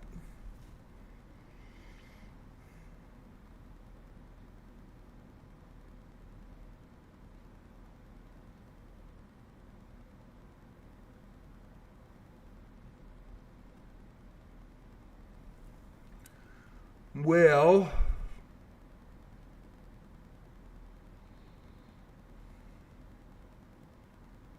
queen takes queen.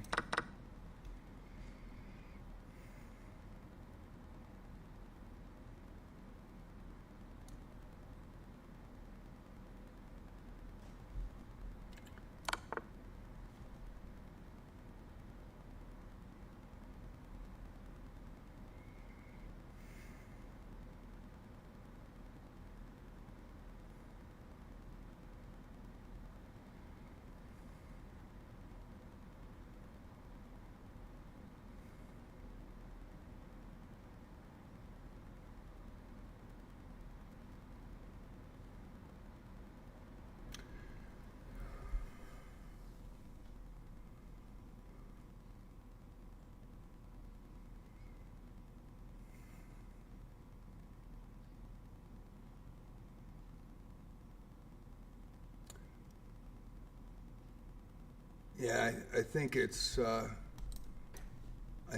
check here, and he's got to take the pawn, and I get the rook. Yeah, had to look. Excuse me, I had some sleepy on my eye. Right.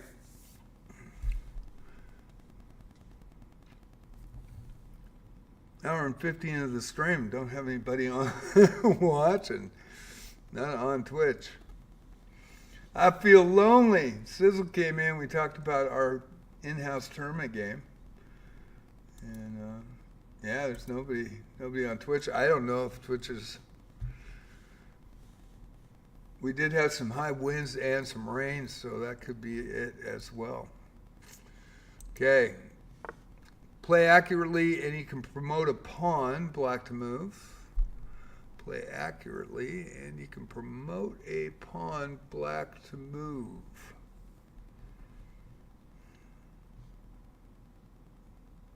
Well, I'm going to race and then bring the knight in.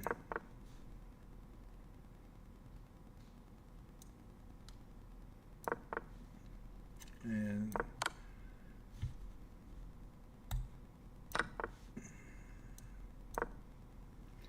okay. Gonna take a while to get back those points. I missed that one. That was pretty dumb.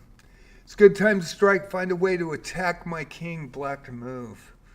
It's a good time to strike. Find a way to attack my king, black to move. Black to move. Find a way to attack my king.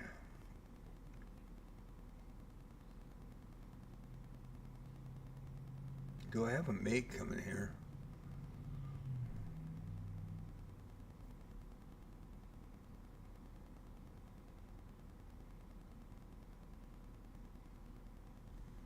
Yeah, I think you have to. I think you've got to go here.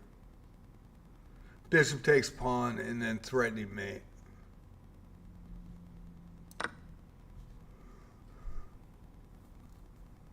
Because whatever he does, he can't get it. He can take my rook, but it's mate on the next move. Can you find a way to win my knight, white to move? Can you find a way to win my knight, knight to move?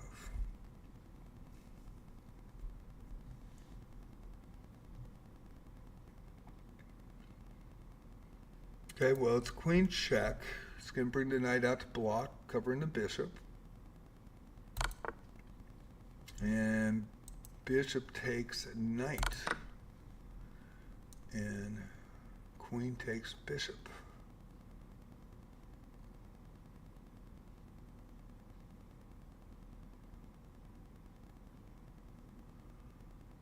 Or does it?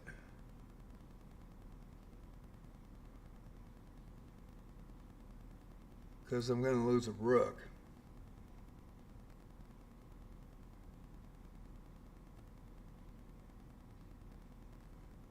Hold on, can I cover that?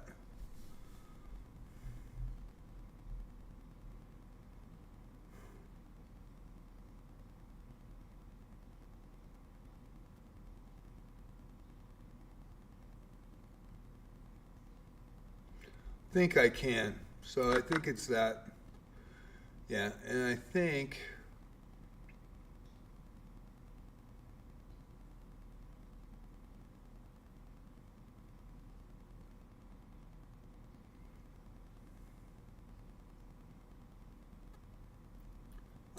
it's a check here with the pawn and then covering the queen.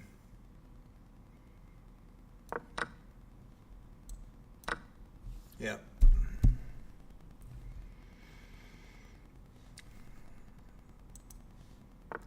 I blundered. You can win a knight from me, black to move. I blundered. You can win a knight from me, black to move. Blundered. You can win a knight from me, black to move. I blundered.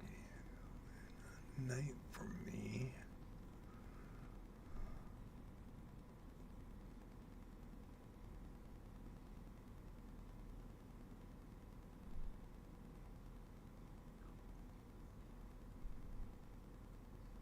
Where's he gonna go? Could go there.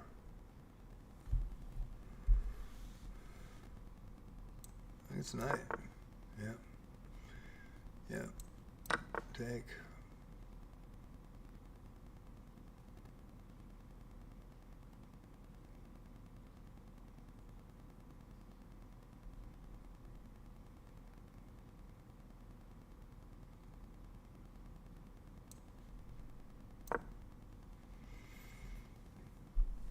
Alrighty. Didn't know if I was going to get that or not. Find a way to end the game with a checkmate, black to move. Find a way to win the game with a checkmate, black to move.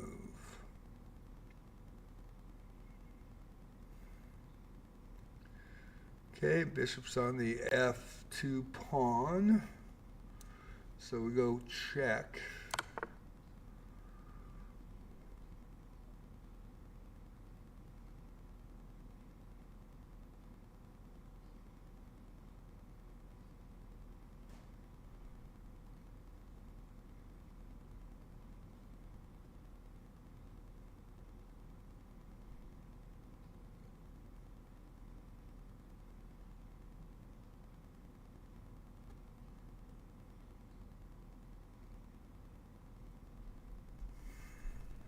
What am I doing here? He's got a check right here that would be devastating, and he's got to bring the bishop back. So do I check again? Or do I think you got to check again.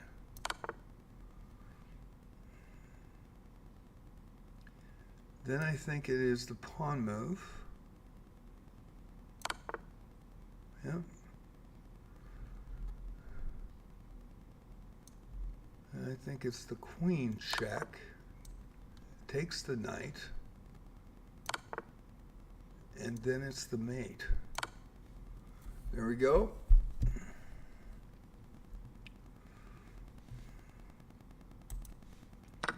One of your pawns could be set up for promotion. Do you see it? Black to move. One of your pawns is set up for promotion. Do you see it? Which way am I going? All right, that's the biggest thing that I get confused on. H8, so your black is moving up. If it was A1, white would be moving up.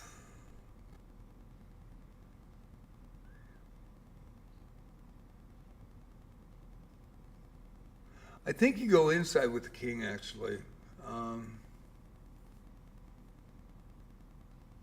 Start running that other pawn, give the bishop no options by pushing both.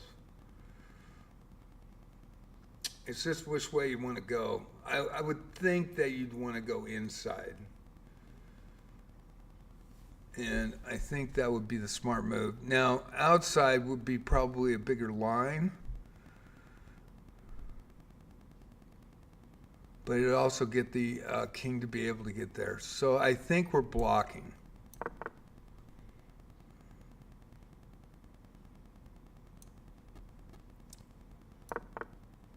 Yeah.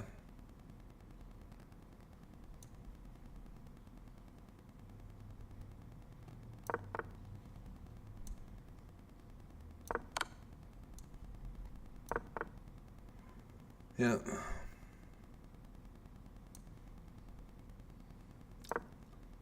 Yeah.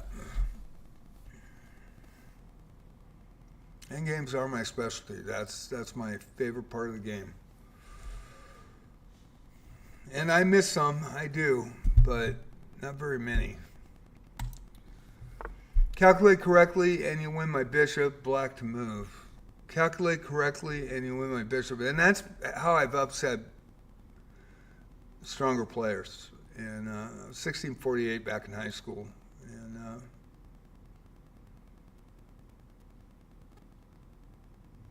I've always played extremely well in the endgame. And we studied endgame back in the day in the high school. It's stuck with me. These lessons from chess.com help, by the way, too. And they, I don't see a lot of people doing all the lessons. And I've gone through the advanced. I got the advanced, little award thing. But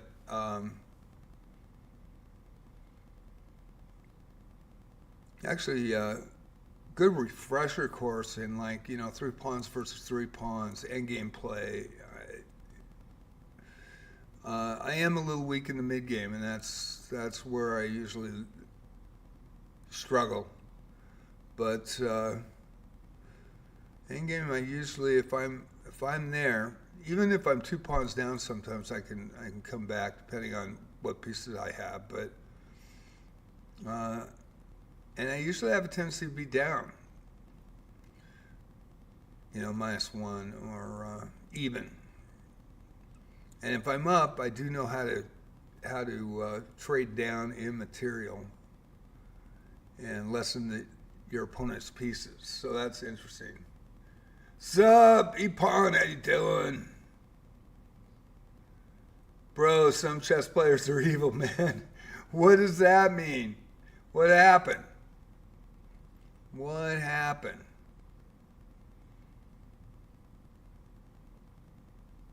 How you doing, E-Pawn? Bro, some chess players are evil. Yeah, I don't know. I've met a couple that I thought were really cool, and then some of the high-end guys are really awesome. Yeah, I watched. Yeah, I've seen that. I haven't really, I actually logged in that day and I was playing. I'm a Wizardry player too, an original Wizardry player. And I logged in on Monday morning, and I started to log in Proving Grounds like I always do at 11 o'clock. And a guy with a Twitch tag came in, and he informed me, and I was shocked. And I play late night as well, so there were times when I would be logging off. Wouldn't have a lot of viewers, but sometimes 5 to 9 or whatever. And Daniel was the only person on, so I would rate him, and we'd all watch. And he was just a great communicator. He's a great teacher. He was a good guy, man. He seemed just down to earth, very knowledgeable. I was on the radio for 9.5 years. Really enjoyed his commentary.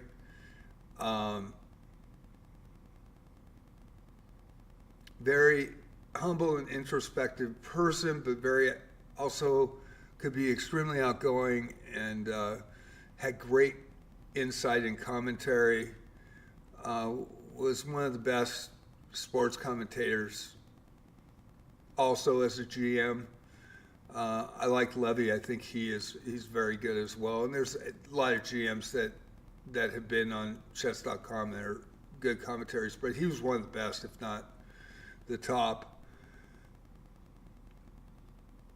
And it's a devastating thing. And I do not know if they've said I got 2 teams almost to level 60. King Hans, nice. We're playing chess today, though. So King Hans, just to let you know, we're talking about the Daniel Narodowski situation. And King Hans is a Wizardry Variance Daphne player like I am. We'll be back tomorrow at noon with Wizardry Variance Daphne. And that new experience thing, that new instance that they did for the anniversary, great experience. So you're going to get, yeah, totally. But it's called chess, not chest. I think everybody enjoys watching certain types of chess. Kidding. He misspelled chess. And I had to make a comment, man. I had to make a comment on that. I'm sorry. Don't mean to be flippant. But anyway, I was watching it. I went to something. His friend that was one of the guys from the North Carolina club that found him. He was a GM and friend of his. And so I went and watched that stream for about 50 minutes until I couldn't watch it anymore. And I put it live on instead of doing the Proving Grounds, I just didn't feel right about playing a game while that was breaking news. And, we still don't know what the cause of death was. And I really don't want to get into the Kramnik thing, I have been watching Levy's and Hikaru's posts on it and their live streams. And so they know way more than I do. And I think they both went to the funeral. Was it yesterday? And I didn't see any video of it yet. But on the well aware that Kramnik accused him of cheating.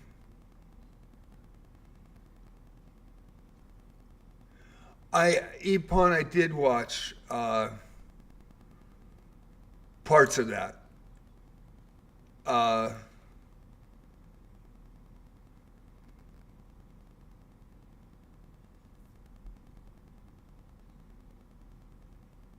did watch the Russian School of Chess video talking to him about the situation with Kramnik. And I know it got to him. I'd be pissed if somebody said I was cheating when I'm not. I'd be pissed too. I think anybody would. And, he really tried to talk to those guys. And remember, he was part of the Russian School of Chess, and he spoke. His parents were Russian, I believe. He's Russian American, and he speaks Russian. So some of the guys that jumped on Kramnik's side early on, it really bothered him. And I don't know what happened yet because I haven't read on cause of death yet. And I watched. I can't remember his name, but it was his friend. I actually followed the channel that day, and I was watching for 50 minutes trying to figure it out. And he pinned in his post he didn't want any Kramnik comics. But people were aware of the situation,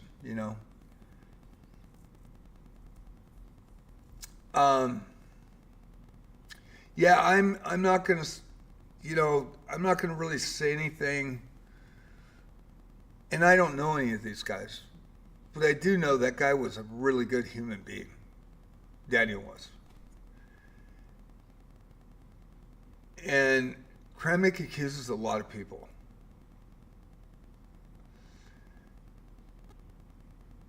And I don't know why. I mean, and there is cheating in chess. We all know there's cheating in chess. We do. I mean, we see it every day on chess.com. Sucks. I see it in my open, unrated tournaments that I do the sports commentary. It pisses me off because it runs people out. People that do that, they don't realize what kind of damage they're doing to the game and to the people that play. Because when I do those unrated arenas, people come in to have fun, and we get a lot of members in there. And you don't see a lot of members in the normal rated games because there's people cheating in them. And so that kind of sucks. So Krem's right that there is a cheating problem, but to blanket nuke him from space, and do I think Daniel Naroditsky ever cheated? I don't think so. Why would he cheat? Why would he risk his whole freaking reputation, Same with Hikaru, I mean, that it just, and the statistics that Kramnik put up, I mean, I think they live in a different society than we do too. So was it government pushed? That was my question from the start when I started seeing this, because Kramnik was a great chess player.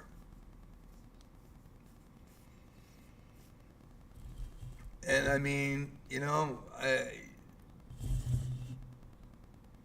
there may be other things behind the scenes that we don't know why he went as hard as he did. So I do have an ad starting in 58 seconds. So if anybody wants to sub to, they can prevent the ads. But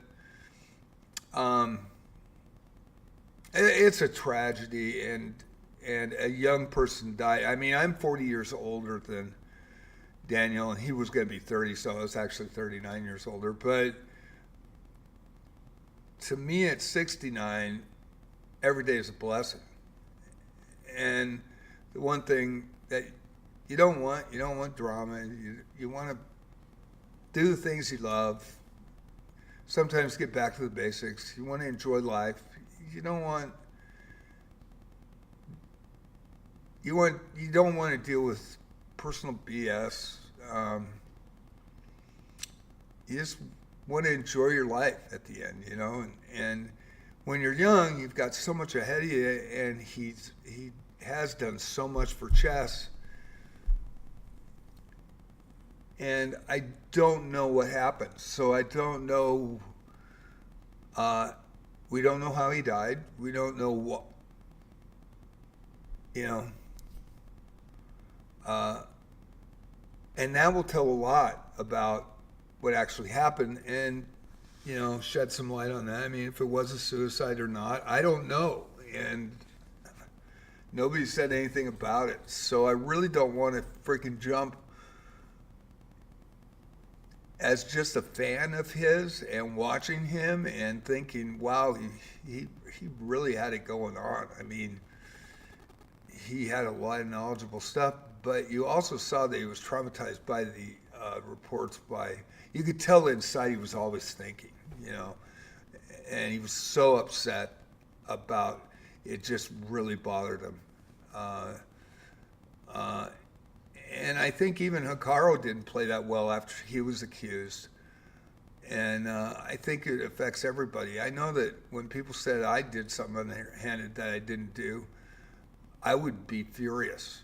And my dad always told me, bark like a junkyard dog in a corner until somebody listened, if you got wronged. That's what my dad taught me, and so that's what I do. People don't like it, but man, if you're going to say some stupid shit that isn't true, I'm going to fucking stand up, So I really, it's a tragedy, and until I find out what really happened, because we don't know, I don't want to add to rumors that, I don't know about. And,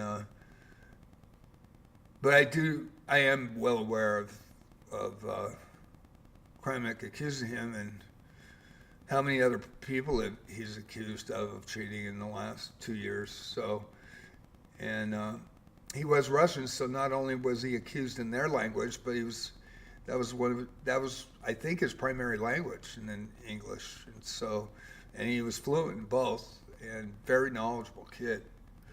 And I shouldn't say a kid, because he was a great chess player, and he was a great communicator as well. And he was a nice guy. That's the biggest thing. He's a nice guy. He wasn't an ass. Wasn't a bad boy at chess. But I think there's a humanity issue that goes above this. That humanity lost a good one, and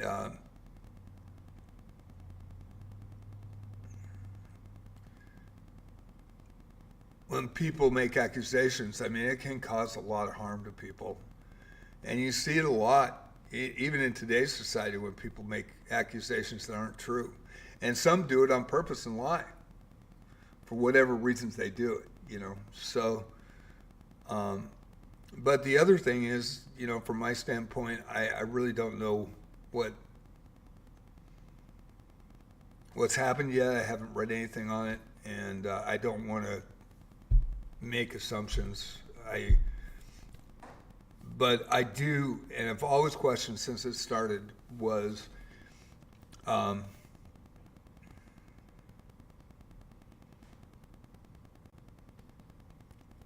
it's a different type of freedom and government in Russia compared to the U.S.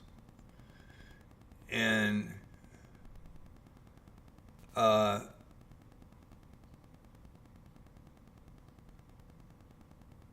when Kramek made this statement of all these statisticians, and some of the stats were proven wrong, by MIT and all this stuff, but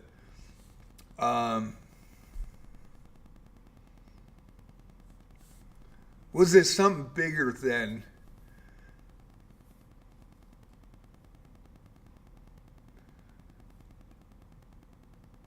than what you think it may be.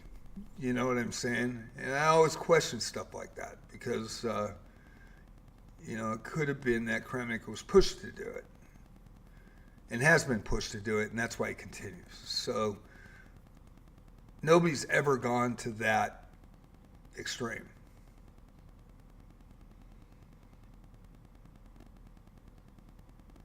And Ian also, backed Kramnik.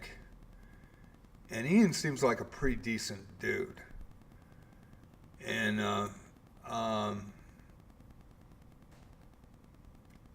and what I've seen and watched of him on the net as well, and I don't know these guys. But was there a narrative that was introduced? And that could be a situation, you never know. So that's why I really want to refuse to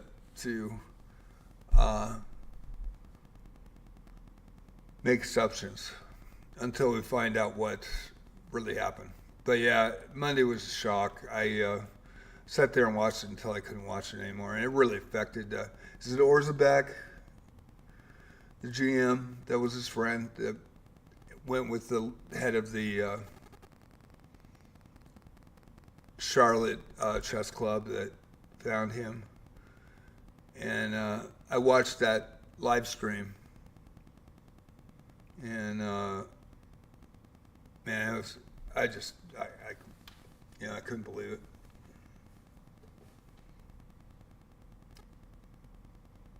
But not only chess, humanity lost a good one, I think, and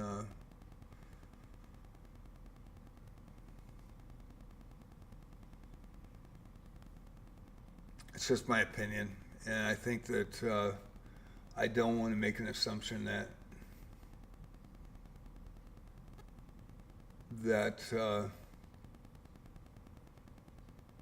until I know the facts of what happened. And I don't know if we'll ever know the facts of what happened. I'm not sure. Hopefully they come out. I really don't know. But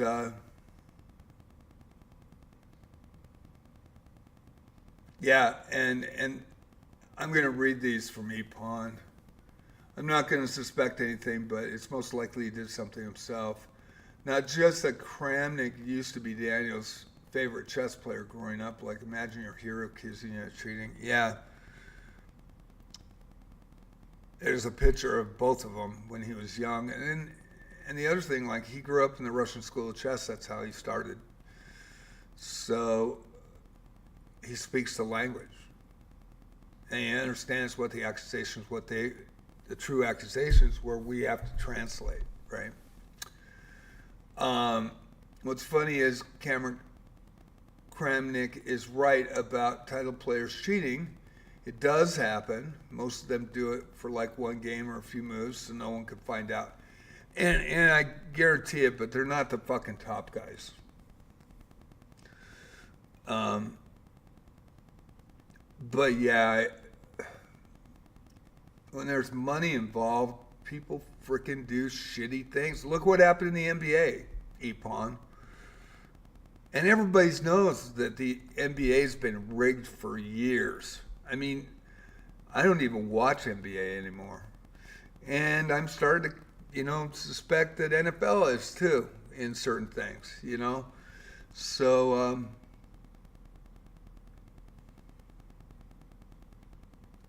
maybe this shit will get cleaned up. Hopefully it does.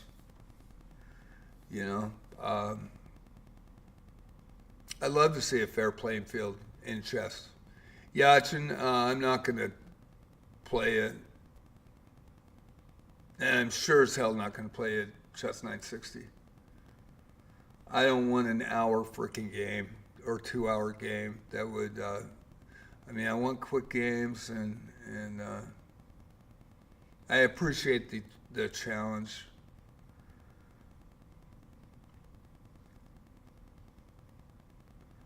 He probably just mad because he's old and can't beat young guys. I don't know about that either. I think there's something else there. I really do. 10-5. No increment. I'm not going to play I played you that last game, and that was ridiculous, you know. And it was rated, and I didn't even know that it was a chess 960 when I took it because my speaker's right there, Yachin, and I can't see it. So when I picked it up, and then it went on for what, 70 minutes. Yeah, we want to go fast. I mean, I'm not good at fast chess. I'm not, but I'm better over the board. But yeah, and then when I get you in a perpetual, you're gonna pull out of it, and then you're gonna do the 50 move rule, and you're gonna go 120 moves. Yeah, nobody wants to watch that. I lost all my viewers that day. I actually had 0 average on Twitch when you played me, and I had only 5 on YouTube. And that's not totally what it's about, but yeah, it really does hurt me when people do that shit. And so I'm really kind of angry that you would continue to do that. And I haven't seen you for what, 4 or 5 months, and now you're doing it again. And happy 5-5. We have a 5-5 tournament coming up tonight at 6:30. So the person that just challenged me can play in that. Just don't cheat. That's all I ask. It's supposed to be fun. It's unrated. It starts at 6:30. The link will be in my Twitch. I'll put the link in the Discord if you guys want to see that. And the link to the arena is already in Discord. It's already in my club as well. And we'll have that up. But I am in a discussion with Epon right now, and I think it's important, So let me get through that. We don't know yet, but report says it rules out murder. Yeah, I don't think it was murder. I don't know if I can say that on Twitch. God, I hope not. Hope I didn't blow that. It says he was found unconscious, yeah. What's mad is Daniel's a nice guy. And Hikaru fought back against Kramnik, which I agree. Daniel was more nicer. It's not that he didn't fight back. He tried to reason with them. And hi, Raven. How you doing? We're just having a little bit of discussion, and really, honestly, I don't want to make any accusations that I don't want to make any assumptions until we know the final results on that. And it is a loss to chess, and it is, and some people have to do some soul searching on what things they said. And there was a comment that was made by a GM that stated that. Where were you guys when you could have done something? And they don't know how many people tried to, help with that situation. He has no idea. So people are making these just accusations out of the blue, and they don't know, And until we know the results, and I know the funeral, I think it happened yesterday. I think, yeah, rest in peace. Yeah, it's sad. It's a horrible situation. And like I said, I was online, and I was going to play Wizardry like I do on Mondays in the morning, and then have my chess challenges at night. And I actually didn't come on until 8 o'clock because I didn't know if I should play chess that day or not. And I didn't. I decided not to run the live multi-stream on JJ Plays Wizardry, and I went to, I think it was Ozerback. I may be wrong. Whoever is his friend that found him with the head of the Charlotte Chess Club.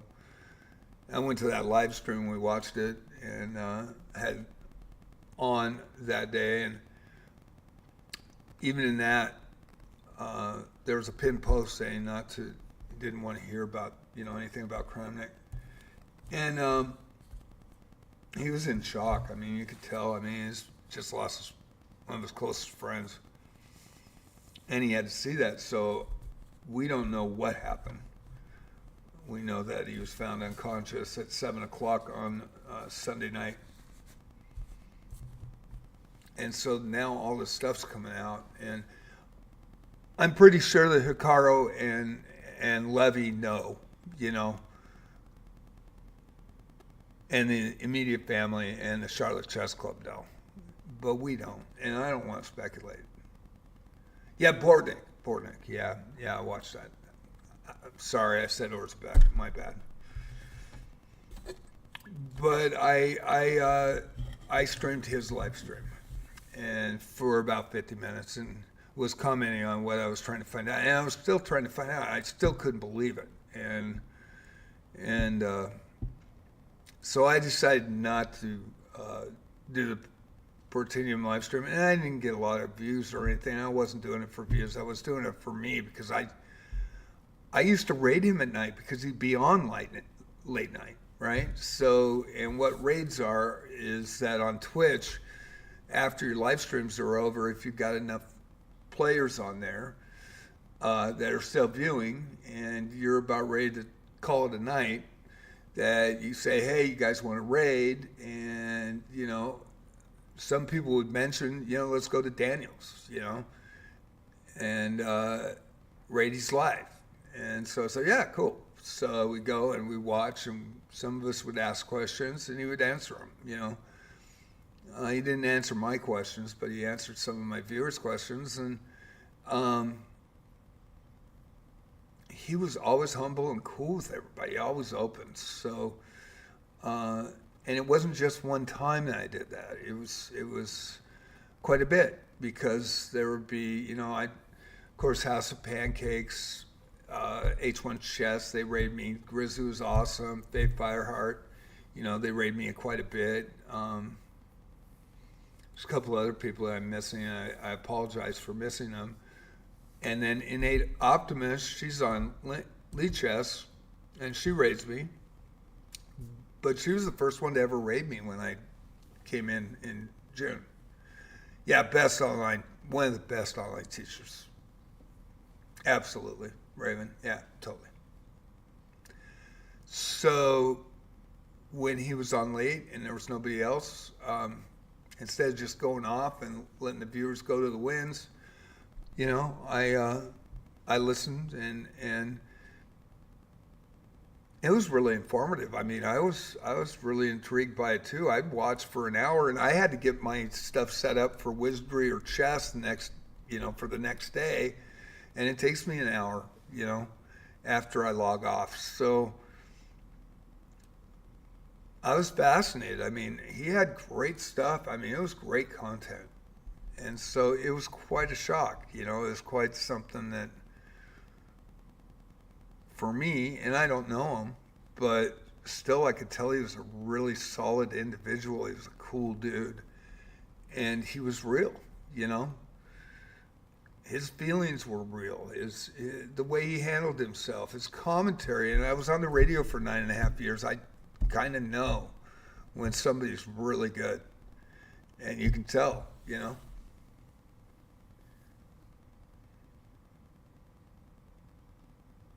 I didn't watch some of those. I mostly watched his live streams, and when he was on, and just like, you know, there was a couple times when Levy was, you know, Gotham Chess was on late night, and well, I was logging off, and I rated him, and I think I only had like 5 people, so, you know, it's nothing to acknowledge, but.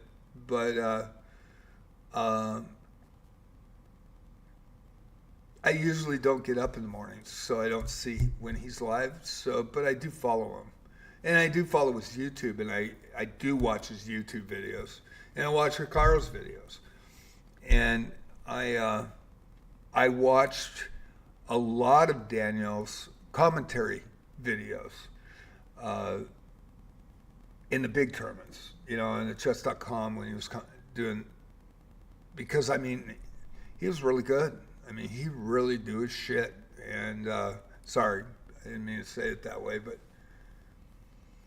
I've just been asked that. I watched part of it. I couldn't watch the rest of it. Sorry, you know. I saw the part where his coach, his club guy, was in the background saying, you know, you can't let that get to you. And I did watch that. And I also watched, 3, 4 months ago with Dina and the other blonde girl. I can't remember their names, but the Russian School of Chess thing. And the interview where he went, and I watched that full video.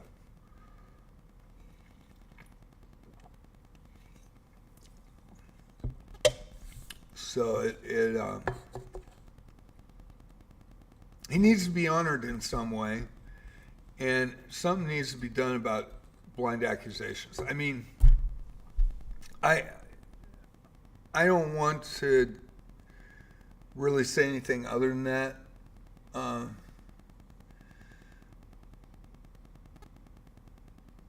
Anna, I saw the Kremlin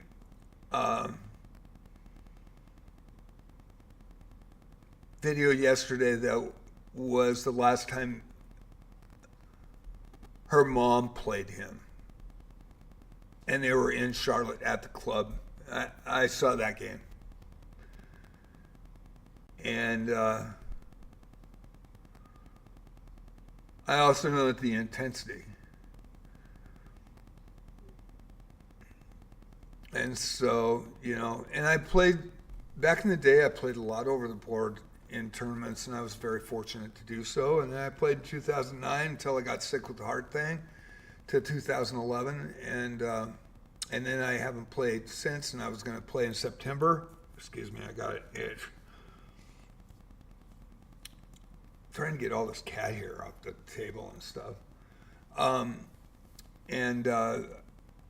I got sick with COVID on September 4th, and I was out for 9.5 weeks, and I missed the September 29th USCF Open by my former club. And I really wanted to play, and that would have been the first time that I played in the USCF since 2011.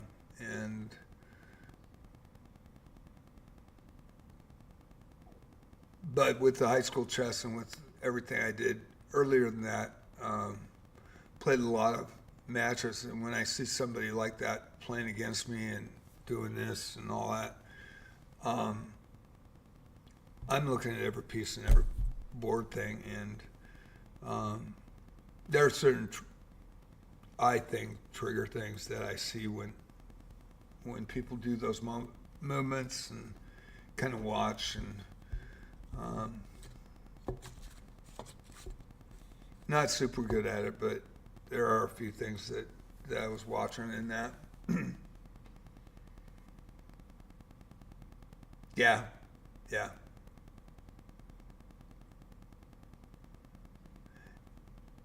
She really did try to help. And somebody said that Dina was there, but didn't go in the house. So I like her content too. I've watched her content. Her content's good. And I did see that game as well. And the title of the game that never was, right? He didn't know it wasn't rated. It wasn't counted. But until anybody knows what really happened to him, until the general public knows. But man, my heart goes out to his family and the friends that he made through chess.com and all these GMs that really, really, really cared for him and liked him. And you could tell that it affected everybody. And it affected the community. And it was more than chess. It was more than a game. And in my opinion, humanity lost a good one. And I think everybody could see that he was an open kid, and he was a happy kid, and he loved chess, man. He loved chess. But he was a really great commentator too. And I do these kind of rinky-dink arenas and just for you guys, and I do the sports commentary because it's fun, and I think you guys enjoy it, and that's why I do it. But the guy was really good at what he did. And I had a total of 9.5 years, and I wasn't a communication major. I did get after I graduated, a 4-year degree in history. I did get a 2-year communication degree, and then went back to radio. And but top 40, and then I was on alternative, double alternative, and then I did news talk, which I hated, and I didn't like how it's set up. And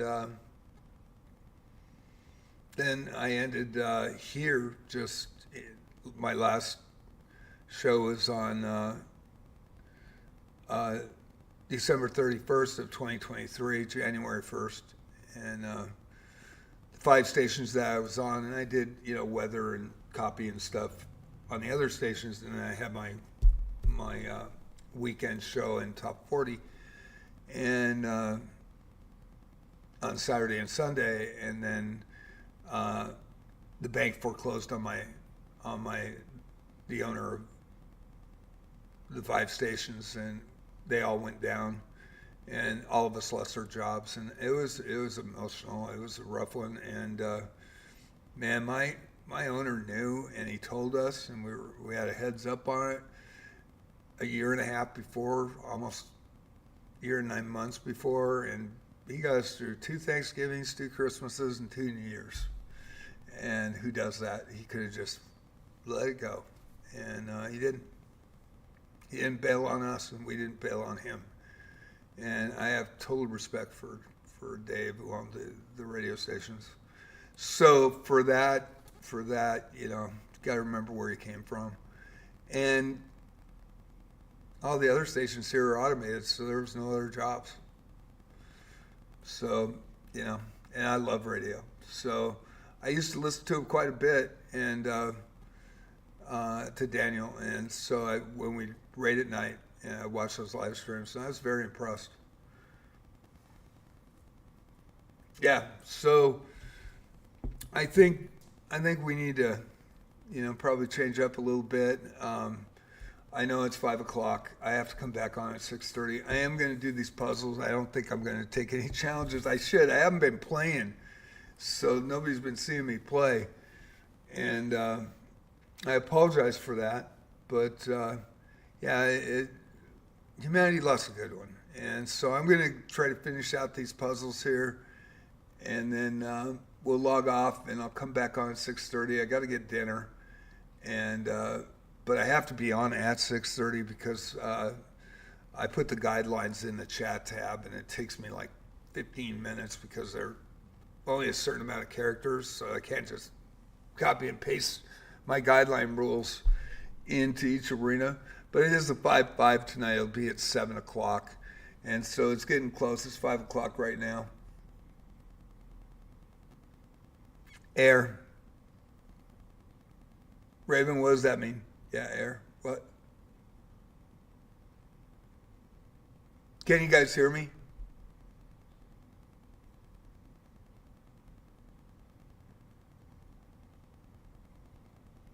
I don't know if you guys can hear me. All right. Can you hear me?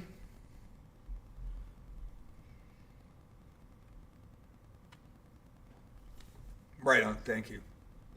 I'm going to put the Discord in the chess general chat. I have the arena already linked there, so if you guys want to play. All I ask is nobody cheat, and nobody come in at excessive high levels and try to, farm. If we get streamers, they're allowed at any level, and titled accounts on a titled player on a titled accounts allowed. We've only had 2 since 2024, so it doesn't happen very often, but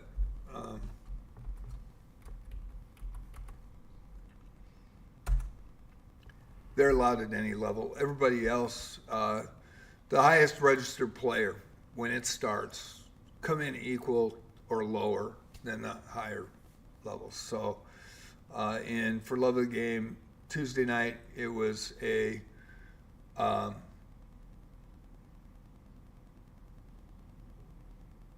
Chess 960.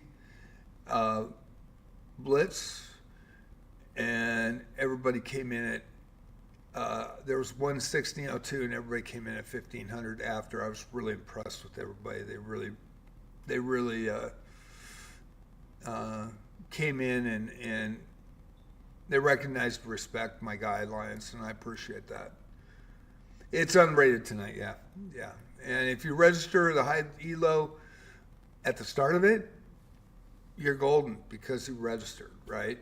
But if you come in late and you're not a title player or not a streamer, and let's say the highest rated player tonight is maybe 1,700, and you come in at 2,400, that ain't cool.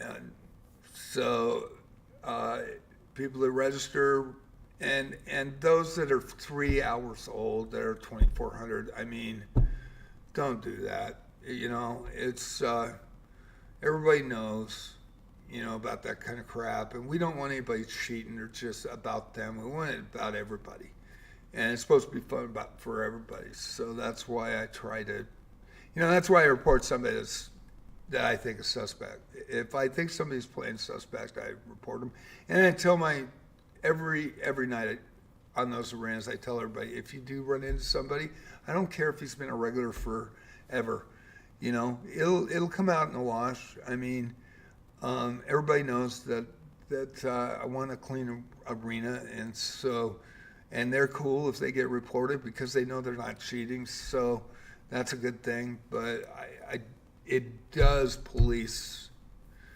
the arenas, the three that I run on Tuesday, Friday, and Saturday, and we've actually had some clean arenas lately, and it's been really, really nice. You know, it knocks everybody off their game when somebody does that. A Smurf comes in at 200 and starts beating 1,800 players left and right and wins 30 in a row and, you know, gets a gold. I mean, and he's level Elo 180. You know that guy's fucking around. So, and people stop watching.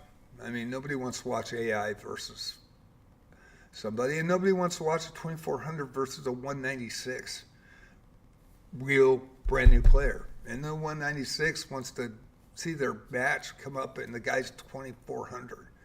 Unless it's a real streamer, a live streamer, or a title player, you know. Then they're like, wow, I get to play this dude, you know. So, yeah, that's tonight. So I'm going to go and change to, let me do these puzzles. I haven't even looked at this one. So calculate correctly, and Raven and E-Pawn, thank you guys for coming in and saying stuff. I appreciate it. Thanks for the conversation. And I hope everybody, if they've got any questions, please come in and chat, you know. Multi-streaming on YouTube. And that will be also tonight on JJ Plays Chess. And don't talk about position. Don't let me do these puzzles. Don't. Fair play. I haven't even looked at this thing yet.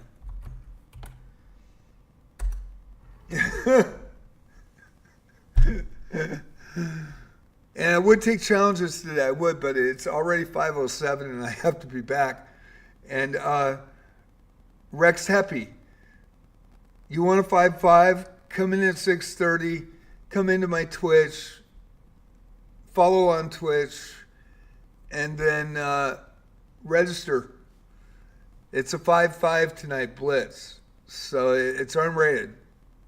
And it starts at 7 o'clock. So I'll have the guidelines. Please read the guidelines in chat. So I will take that. But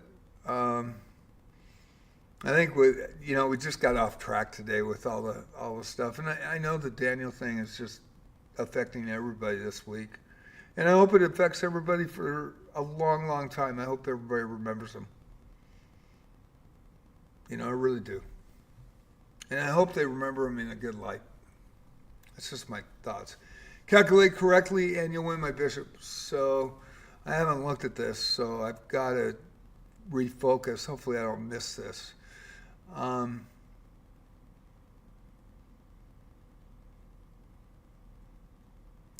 think that bishop's trapped.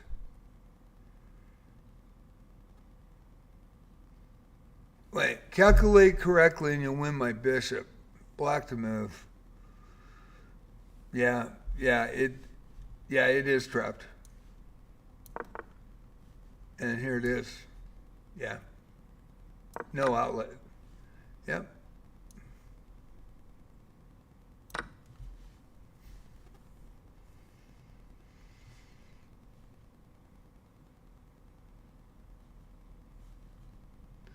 Okay, we've gotten through 17. Wanted to get to 20 today, but I think it was more important to talk and have a good conversation. And I appreciate you guys coming in. So it is 5:09, and at 6:30 I'm coming back on. So I wanted to get to 20 in puzzles, and I probably should have took some challenges today. I apologize.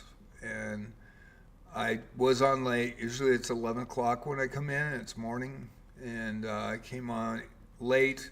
Then I answered somebody on Facebook because they had a question on a link on a YouTube stream that I mentioned in a friend's Facebook chat, and they wanted to know more information. So I was writing that. I was trying to get online. I was trying to get on, and I was actually 18 minutes late from logging in at 2.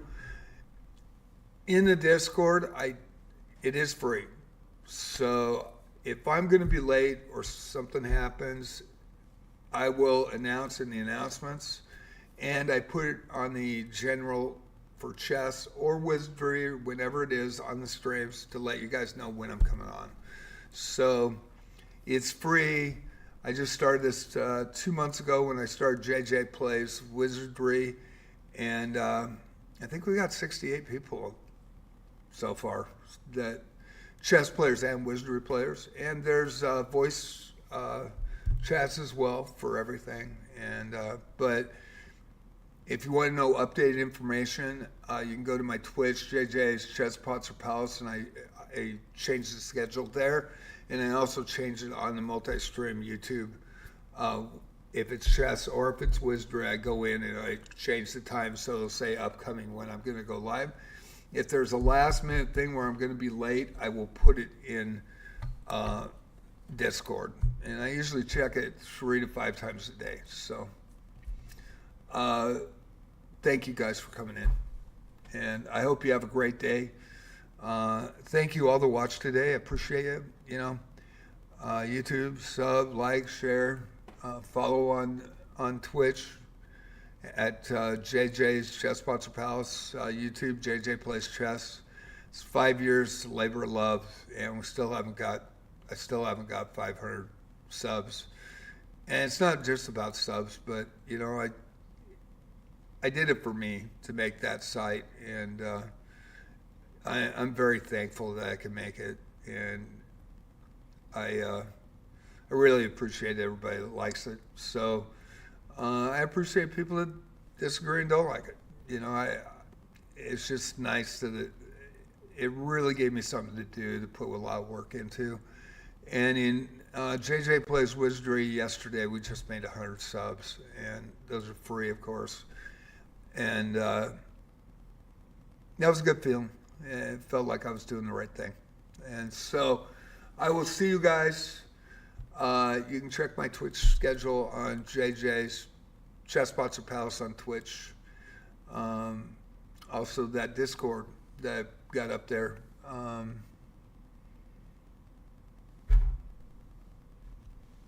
think I got it up there. Didn't I put it up there? Yeah, I did. Yeah, that is free. So, guys, have a great one. Thank you so much. And let's see new messages.